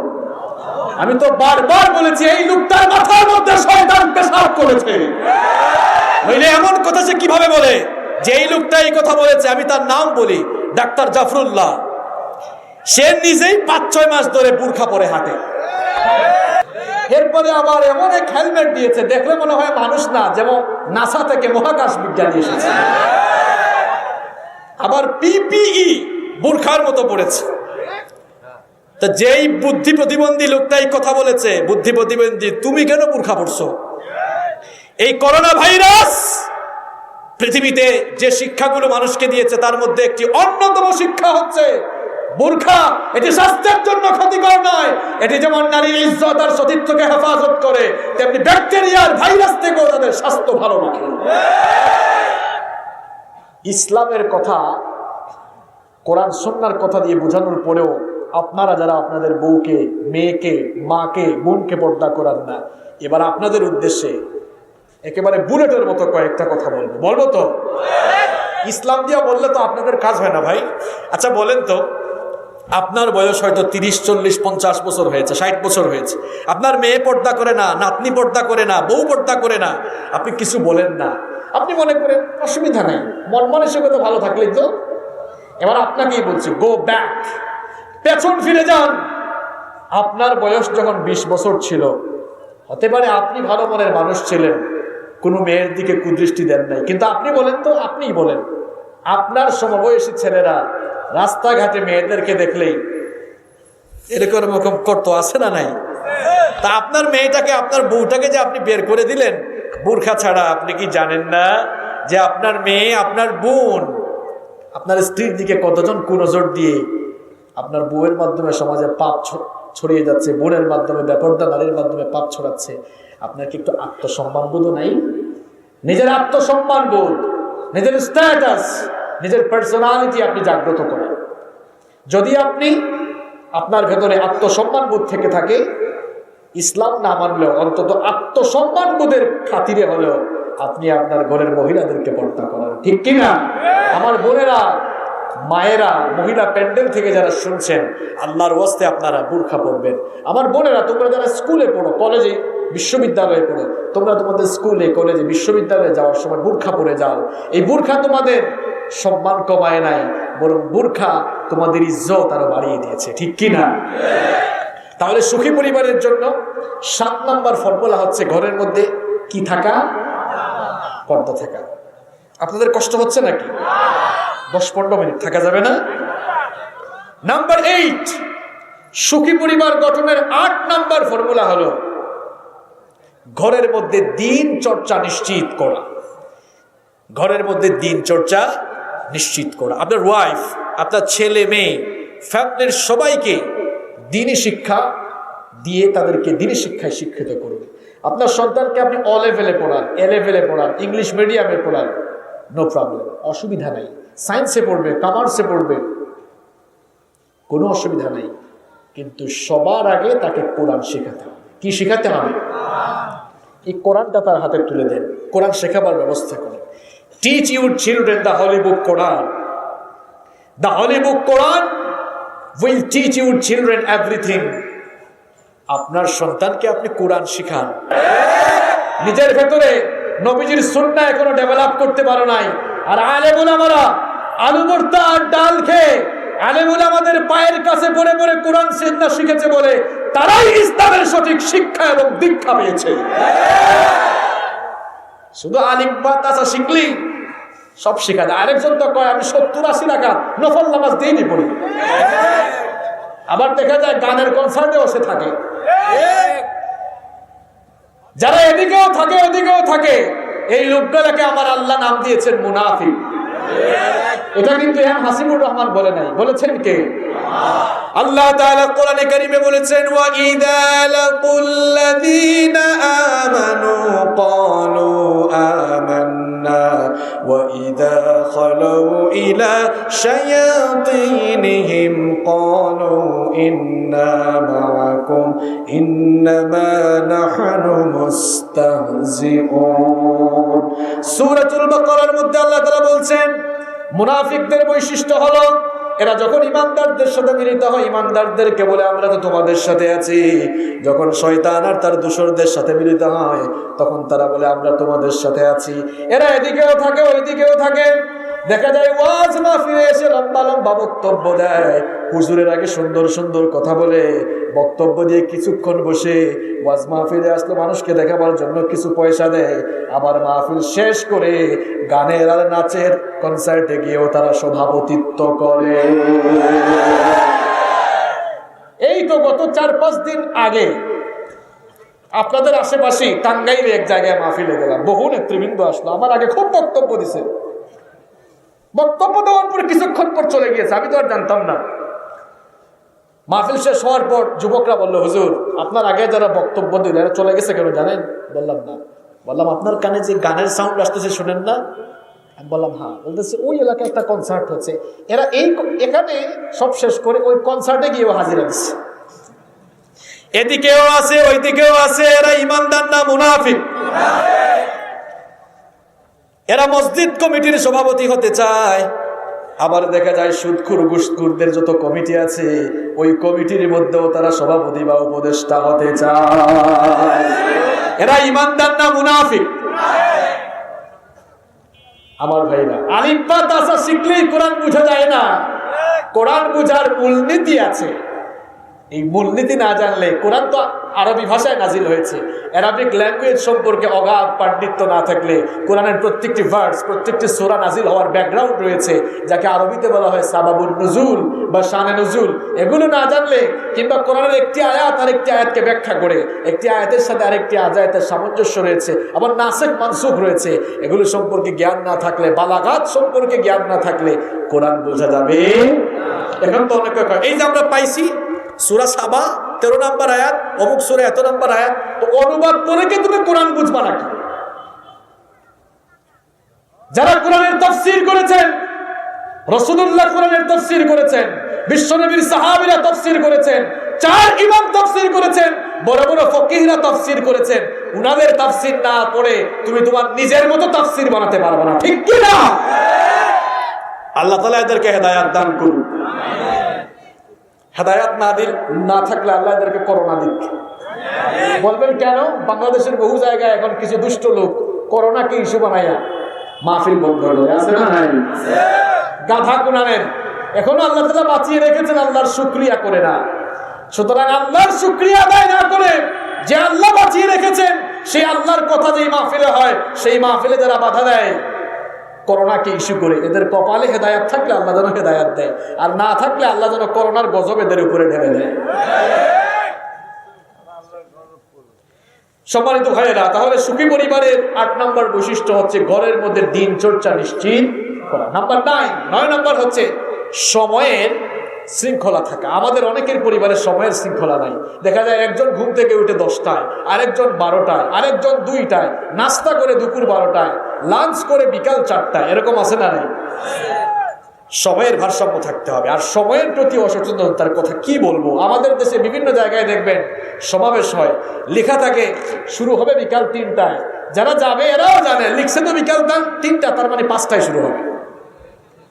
এরকম সিস্টেম করে ফেলেছি। কমলাপুর রেলওয়ে স্টেশনে এক প্যাসেঞ্জার বসে আছে, রাজশাহীতে আসবে, তো রাত 11টার ট্রেন, বসে আছে। ভাবতেছি বাংলাদেশ তো 11টার ট্রেন না জানে কয়টায়, সবর করে বসে থাকে, যখন আসবে তখন যাব। দেখা গেল 11টা বাজার কিছুক্ষণ আগে হুইসেল শোনা যায়। কি ব্যাপার, 11টার ট্রেন 11টার আগেই চলে এসেছে, বাংলাদেশে এটা সম্ভব। খুব খুশি, ব্যাগ ট্যাগ নিয়ে দাঁড়ায় যাচ্ছে। আরেকজন বলে, ভাই বস, এটা আজকের 11টার ট্রেন না, গতকাল রাত 11টার ট্রেন, আজকে রাত 11টায় এসেছে। এই হচ্ছে সময়ের প্রতি আমাদের সচেতনতা।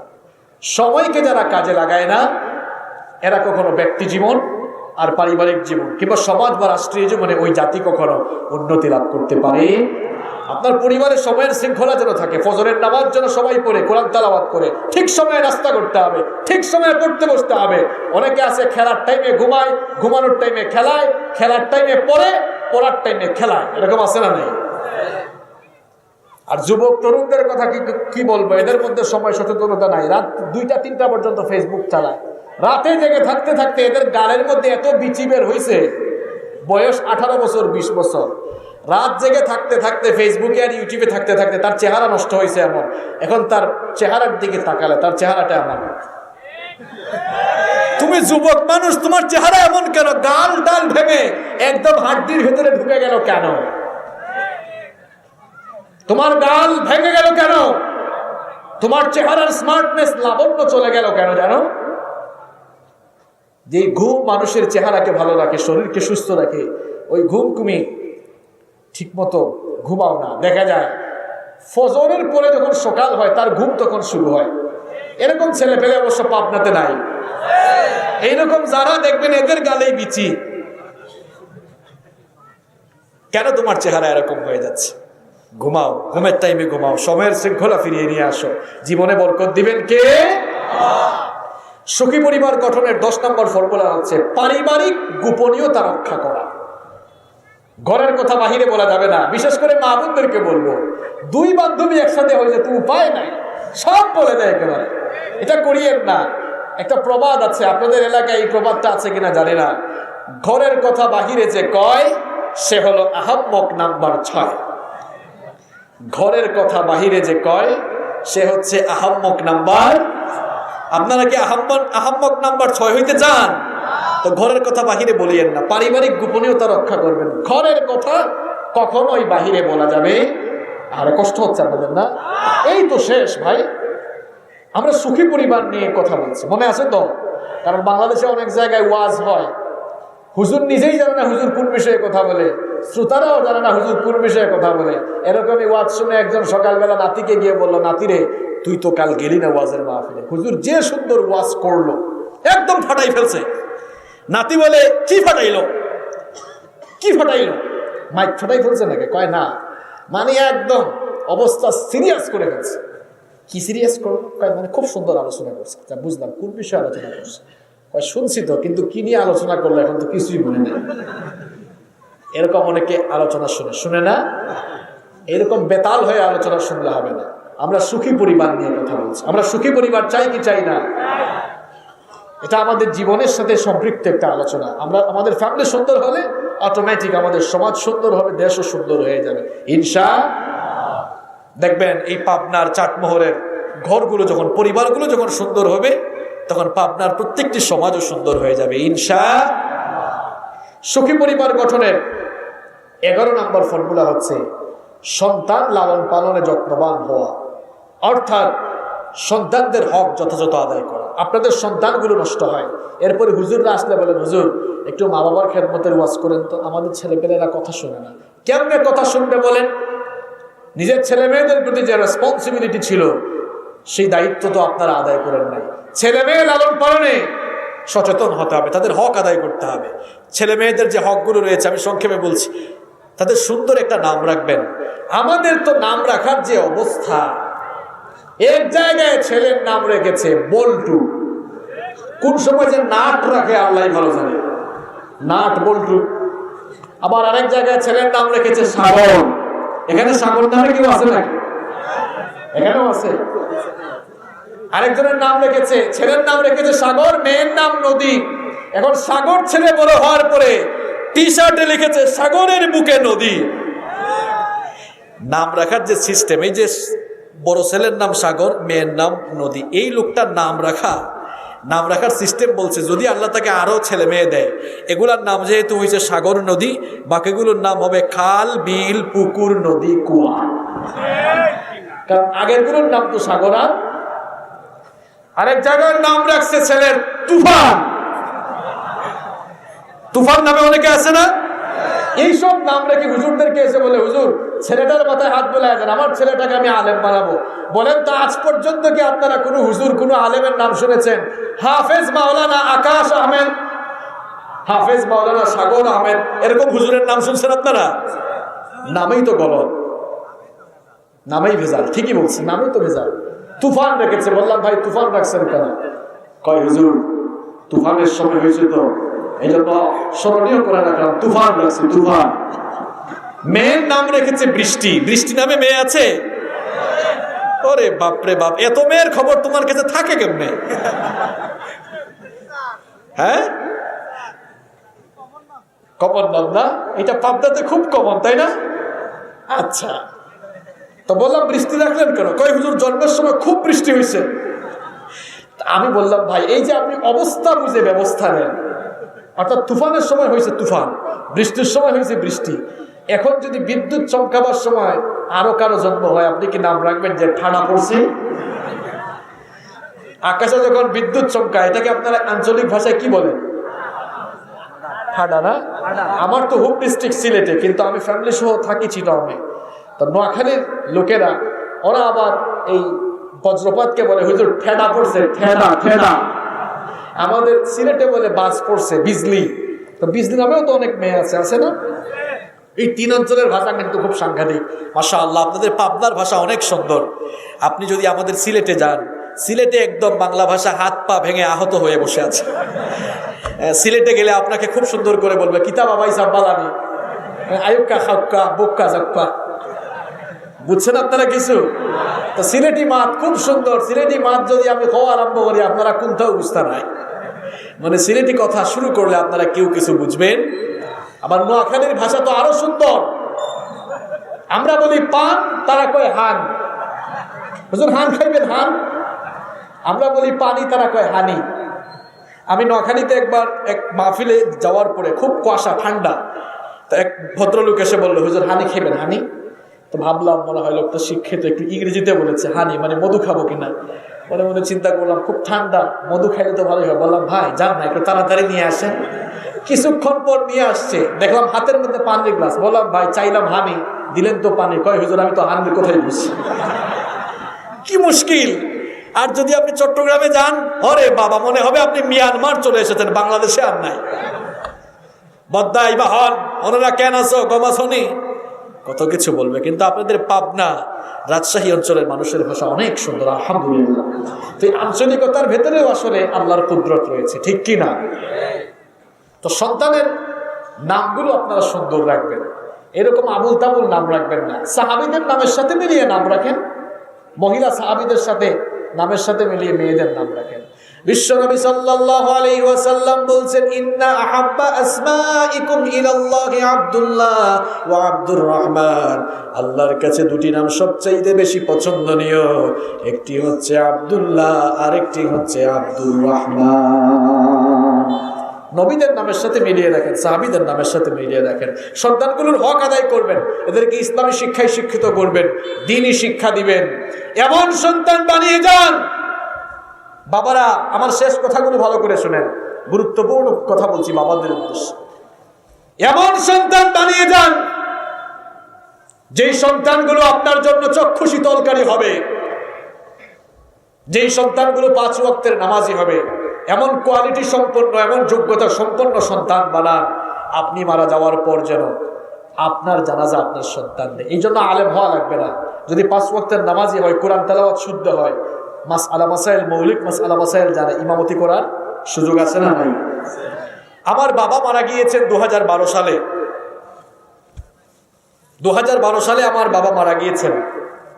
আমার বাবার জানাজার নামাজে আমি নিজে ইমামতি করেছি, এবং এটা আমার বাবার স্বপ্ন ছিল, ইচ্ছে ছিল যে আমার লাশটাকে খাটিয়ায় বহন করবে আমার ছেলেরা, এবং আমার জানাজায় ইমামতিও করবে আমার ছেলে। আলহামদুলিল্লাহ, আমার বাবার সেই স্বপ্ন পূরণ হয়েছে। বিশ্বাস করেন, ভাড়া করা হুজুর জানাজার নামাজে সে যে আবেগ নিয়ে নামাজ পড়াবে, আপনার কলিজার টুকরা সন্তান তার চাইতে কোটি গুণ বেশি আবেগ নিয়ে ইমামতি করবে। ভাড়া করা হুজুর আপনার জানাজায় প্রত্যেকটা তাকবীর দেওয়ার সময় কোনো আবেগ কাজ করবে না, আর আপনার সন্তান জানাজার নামাজে 4টা তাকবীর দিতে গিয়ে তার কলিজাগুলো ফেটে যাবে। আমি সেই দৃশ্য এখনো আমার চোখে ভাসে। আমি আমার বাবার জানাজায় যখন ইমামতি করেছি, প্রত্যেকটা তাকবীর দিতে গিয়ে আমার কলিজাটা ফেটে গিয়েছে, এমন আবেগ আমার মধ্যে কাজ করেছে। নিজের সন্তানগুলোকে দ্বীনি শিক্ষা দিয়ে যান। আমার মায়েরা, বোনেরা, মহিলা প্যান্ডেল থেকে যারা শুনছেন, রিকোয়েস্ট করে যাচ্ছি আপনাদেরকে, আপনাদের সন্তানদেরকে আপনারা এ লেভেল, অ লেভেল, সায়েন্সে, কমার্সে পড়ান, কোনো অসুবিধা নাই, কিন্তু এই সন্তানগুলোকে নামাজি বানিয়ে যান। এরা যেন শুদ্ধ করে কোরআন তেলাওয়াত করতে পারে, এরা যেন নামাজি হয়। তাহলে মারা যাওয়ার পরে ভাড়া করা হুজুর নয়, আপনার সন্তানই আপনার জানাজা দিবে। আপনার সন্তান যখন চোখের পানি ছাড়বে, চোখের পানির এত পাওয়ার, গোটা দুনিয়ার সমুদ্র আর মহাসমুদ্রের পানি দিয়ে কবরে জাহান্নামের আগুন নেভানো যায় না। কিন্তু আপনার কলিজার টুকরা সন্তান যদি আপনার জন্য 2 ফোঁটা চোখের পানি ছেড়ে দিয়ে আল্লাহর কাছে হাত তুলে ভিক্ষুকের মতো দোয়া করে, ওই 2 ফোঁটা চোখের পানির পাওয়ার এত বেশি, ওই 2 ফোঁটা চোখের পানি নাকের ডগায় আসার আগে মাত্র 2 ফোঁটা চোখের পানি দিয়ে আপনার কবরের জাহান্নামের আগুন আল্লাহ নিভিয়ে দেবে। এমন সন্তান রেখে যাবেন না, আপনি কবরে যাওয়ার পর হেতে গাঁজা খাবে, ইয়াবার বাবা খাবে, আর নামাজের ধারে কাছে আসবে না। এমন কুসন্তান রেখে যাবেন না। বাবারা সন্তানদেরকে দ্বীনি শিক্ষায় শিক্ষিত করে এদেরকে চক্ষু শীতলকারী সন্তান হিসাবে রেখে যান, জীবন সার্থক হয়ে যাবে। আমরা পারবো তো ইনশাআল্লাহ? পারবো তো ইনশাআল্লাহ? ছেলেগুলোকে আলেম বানান। মাদ্রাসায় পড়ে কেউ ঠকে না। আমরাও তো মাদ্রাসায় পড়েছি, আমি নিজে স্কুলে পড়েছি, কলেজে পড়েছি, আমি নিজে স্কুলে পড়েছি, মাদ্রাসায় পড়েছি, আমি নিজে ইউনিভার্সিটিতেও পড়েছি। হুজুর হওয়ার কারণে তো লস হয় নাই। ইঞ্জিনিয়ার, বহু ডাক্তাররাও তো আমাদের পিছনে পিছনে ঘুরে, ঠিক কিনা? হুজুর হইলে কোনো লস আছে? কোনো লস নাই। দুনিয়াও যেমন আছে, আখেরা তো আছে না নাই? সন্তানগুলোকে আলেম বানান। এখন তো জানুয়ারি মাস শুরু হয়েছে, কষ্ট হচ্ছে আপনাদের? আমি কয়েকটা কথা এখন একেবারে বাস্তবিক বলতে চাই। আপনারা আপনাদের সন্তানগুলোকে এমন এমন প্রতিষ্ঠানে পড়ান, যে প্রতিষ্ঠানগুলোতে তারা দ্বীনও শিখবে আবার দুনিয়াও। আমি ব্যক্তিগতভাবে স্কুল শিক্ষার বিরুদ্ধে, মাদ্রাসা শিক্ষারও বিরুদ্ধে। মনে মনে আপনারা ভাবছেন এটা আবার কেমন হুজুর, এইদিকেও নাই ওইদিকেও নাই। কেন? আপনাদেরকে আমি বলছি। এর আগে আমার একটা এক্সাম্পল শুনুন। আমি ব্যক্তিগতভাবে বলি, যারা স্কুলে পড়ে এরা কানা হয়, আর যারা মাদ্রাসায় পড়ে এরা ল্যাংরা হয়। অবশ্য সকল স্কুল আর মাদ্রাসাকে আমি উদ্দেশ্য করছি না, কারণ আমাদের দেশে বহু স্কুল, বহু মাদ্রাসা আছে যেই সকল স্কুল মাদ্রাসার সিলেবাস অত্যন্ত যুগ উপযোগী, আধুনিক, ইসলাম সম্মত, বাস্তবসম্মত, এরকম আছে না নাই? সেগুলোর কথা ভিন্ন। কিন্তু যারা শুধুমাত্র দুনিয়াবী শিক্ষা নিয়ে আছে আর যারা শুধুমাত্র দ্বীনি শিক্ষা নিয়ে আছে, তাদের জন্য আমি কথাগুলো বলছি। কেন আমি স্কুল শিক্ষার্থীদেরকে কানা বললাম? এরা তাদের সিলেবাসে সব পড়ে, এরা বিজ্ঞান পড়ে, ভূগোল পড়ে, দর্শন পড়ে, ইতিহাস পড়ে, বাংলা পড়ে, সব পড়ে, কিন্তু কোরআন নাই, হাদিস নাই। এটা কেমন শিক্ষা? এজন্য দুনিয়ার সব চিনলেও এরা আল্লাহকে চিনে না। দেখেন না সালাম নিয়ে কেমন কথা বলে। বাস্তবে আমি আপনাদেরকে প্রমাণ দেখাচ্ছি। এরা কানা হয়ে যায়, আল্লাহকে চিনে না। আর যারা দুনিয়ার সব শিক্ষা বাদ দিয়ে শুধু উর্দু, ফার্সি আর আরবি নিয়ে পড়ে আছে, এরা ল্যাংড়া হয়ে যায়। ল্যাংড়া কেন? পথ চলতে গেলে পায়ের দরকার আছে না নাই? তো দুনিয়ায় চলতে গেলে তো আপনার চলার জন্য পা দরকার, দুনিয়ায় চলতে গেলে দুনিয়ার জ্ঞান দরকার, দুনিয়াবি কিছু জ্ঞানও দরকার। আমাদের দেশে অনেক হুজুর আছে যারা এখনো কম্পিউটারের মাউসটাও ঠিক মতো ধরতে জানে না।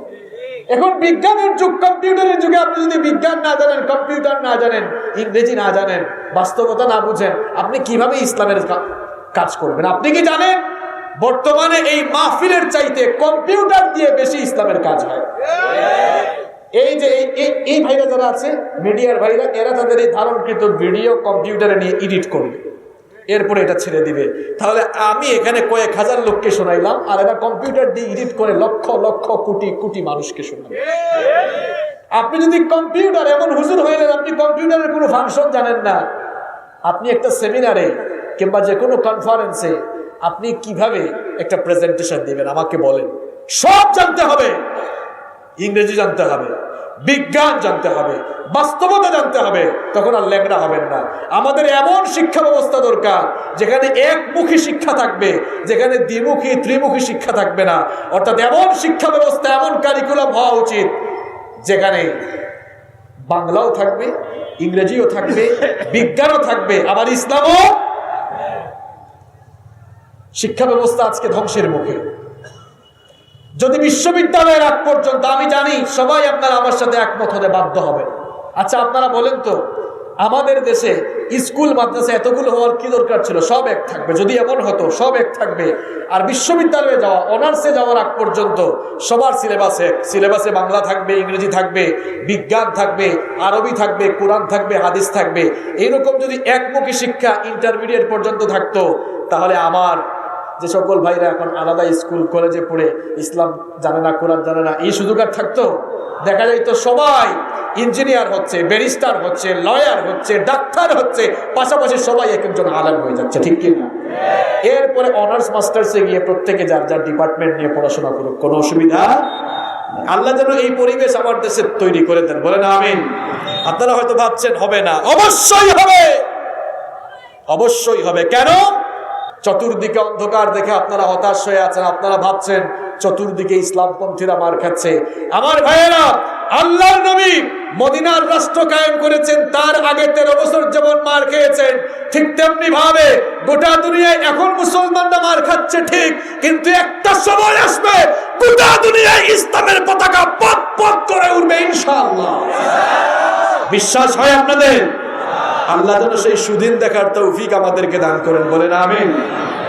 সন্তানগুলোকে সুশিক্ষায় শিক্ষিত করবেন, এদের হক আদায় করবেন। সুখী পরিবার গঠনের 12 নম্বর উপাদান হচ্ছে ঘরে পারস্পরিক হক আদায়ে আপনারা সচেতন থাকবেন, একজন আরেকজনের হক ঠিক মতো আদায় করবেন, স্বামী স্ত্রীর হক আদায় করবেন, স্ত্রী স্বামীর হক আদায় করবেন, ভাই বোনের হক আদায় করবেন। বহু ভাই আছে বোনকে সম্পদ দেয় না, বহু বাবাও আছে মেয়েকে সম্পদ দেয় না। এরকম বাবা পাবনাতে নাই, 4 ছেলে 2 মেয়ে, সম্পদ আছে 20 কাটা, ভাগ করে 4 পাশা 20। আর মেয়েদেরকে বিয়ের সময় বলে, মারে তোরে তো কিছু দিতে পারি নাই, তোরে শুধু দোয়া দিলাম। মহিলা প্যান্ডেলে বোনেরা আছে না, আপনারা আপনাদের বাবাকে বলবেন, বাবা দোয়া লাগবে না, জিনিসটা দিয়ে দেন। কি দিয়ে দেন? এটা আপনার হক। আর যেই বাবা ব্যবসার ভাগ মেয়েকে দিবেন না, সম্পদের ভাগ মেয়েকে দিবেন না, যাকাত দিচ্ছেন, হাদি সাহেব হজও আদায় করেছেন, কিন্তু মেয়েকে ঠকানোর কারণে আপনার তাহাজ্জুদ, আপনার নামাজ, আপনার রোজা, আপনার হজ, আপনার যাকাত কিছুই কবুল হবে না আল্লাহর কাছে। কিয়ামতের দিন জালেম হয়ে আল্লাহর সামনে আপনাকে দাঁড়াতে হবে। সোজা কথা, বুঝলে বুঝবাতা, না বুঝলে। সুখী পরিবার গঠনের কয়টা ফর্মুলা? 13টা। বললাম কয়টা? খুব কষ্ট হয়েছে আপনাদের, তাই না? এবার নাম্বার 13 নাম্বার হচ্ছে সকলেই পরস্পরের জন্য দোয়া করব। আমরা আমাদের পরিবারের সদস্যদের জন্য সবসময় কার কাছে দোয়া করব? দোয়াটাও আমাদেরকে শিখালেন কে? আল্লাহ তাআলা আমাদেরকে সেই দোয়াটা শিখালেন। সবাই আমার সাথে প্রাণবন্ত আওয়াজে বলেন, রব্বানা ربنا هب لنا من أزواجنا وذرياتنا قرة أعين واجعلنا للمتقين إماما কি চমৎকার দোয়া আল্লাহ শিখালেন হাত তুললে এই দোয়াটা আল্লাহর কাছে করবেন কি চমৎকার দোয়া আল্লাহ শিখালেন ওগো আমাদের রব আপনি আমাদের স্ত্রী আর সন্তানদেরকে আমাদের জন্য চক্ষু শীতলকারী বানিয়ে দেন বলেন আমিন আমি জানি রাজশাহী পাবনা অঞ্চল আমি রাজশাহীতে এসেছি গতবারও এসেছি রাজশাহীর মানুষ অত্যন্ত ভালো ভদ্র সুশিক্ষিত সচেতন আমি বিশ্বাস করি আপনারা আপনাদের ভদ্রতা আপনারা আপনাদের সচেতনতার বহিঃপ্রকাশ আজকে ঘটাবেন ইনশাআল্লাহ মোনাজাতের আগ পর্যন্ত একটা মানুষ উঠবেন না আমরা মোনাজাতে যাবো ইনশাআল্লাহ তার আগে আমি একটু কথা বলতে চাই সেটা হচ্ছে এই যে সুখী পরিবার গঠনের 13টি ফর্মুলা বললাম আপনারা জবাব দেন তো যদি আমরা এই 13টি ফর্মুলার আলোকে আমাদের পরিবার চালাতাম পরিবার পরিচালনা করতাম আপনারা বলেন আমাদের পরিবারে আর অশান্তি থাকতো গ্যাঞ্জাম থাকতো আসুন আমরা আমাদের পরিবারগুলোকে আদর্শিক পরিবার বানাই সুখী পরিবার বানাই আর সুখী পরিবার বানাবার জন্য আল্লাহ তাআলা এবং তার রাসূল কোরআন এবং সুন্নাহ যে ইনস্ট্রাকশনগুলো আমাদেরকে দিয়েছে যেগুলো আপনাদের সামনে তুলে ধরলাম তার আলোকে আমরা আমাদের পরিবার পরিচালনার চেষ্টা করি আল্লাহ আমাদেরকে তৌফিক দান করেন আমরা বলি আমিন আলোর পথে 24 24 ঘন্টা শুধু ইসলাম প্রচার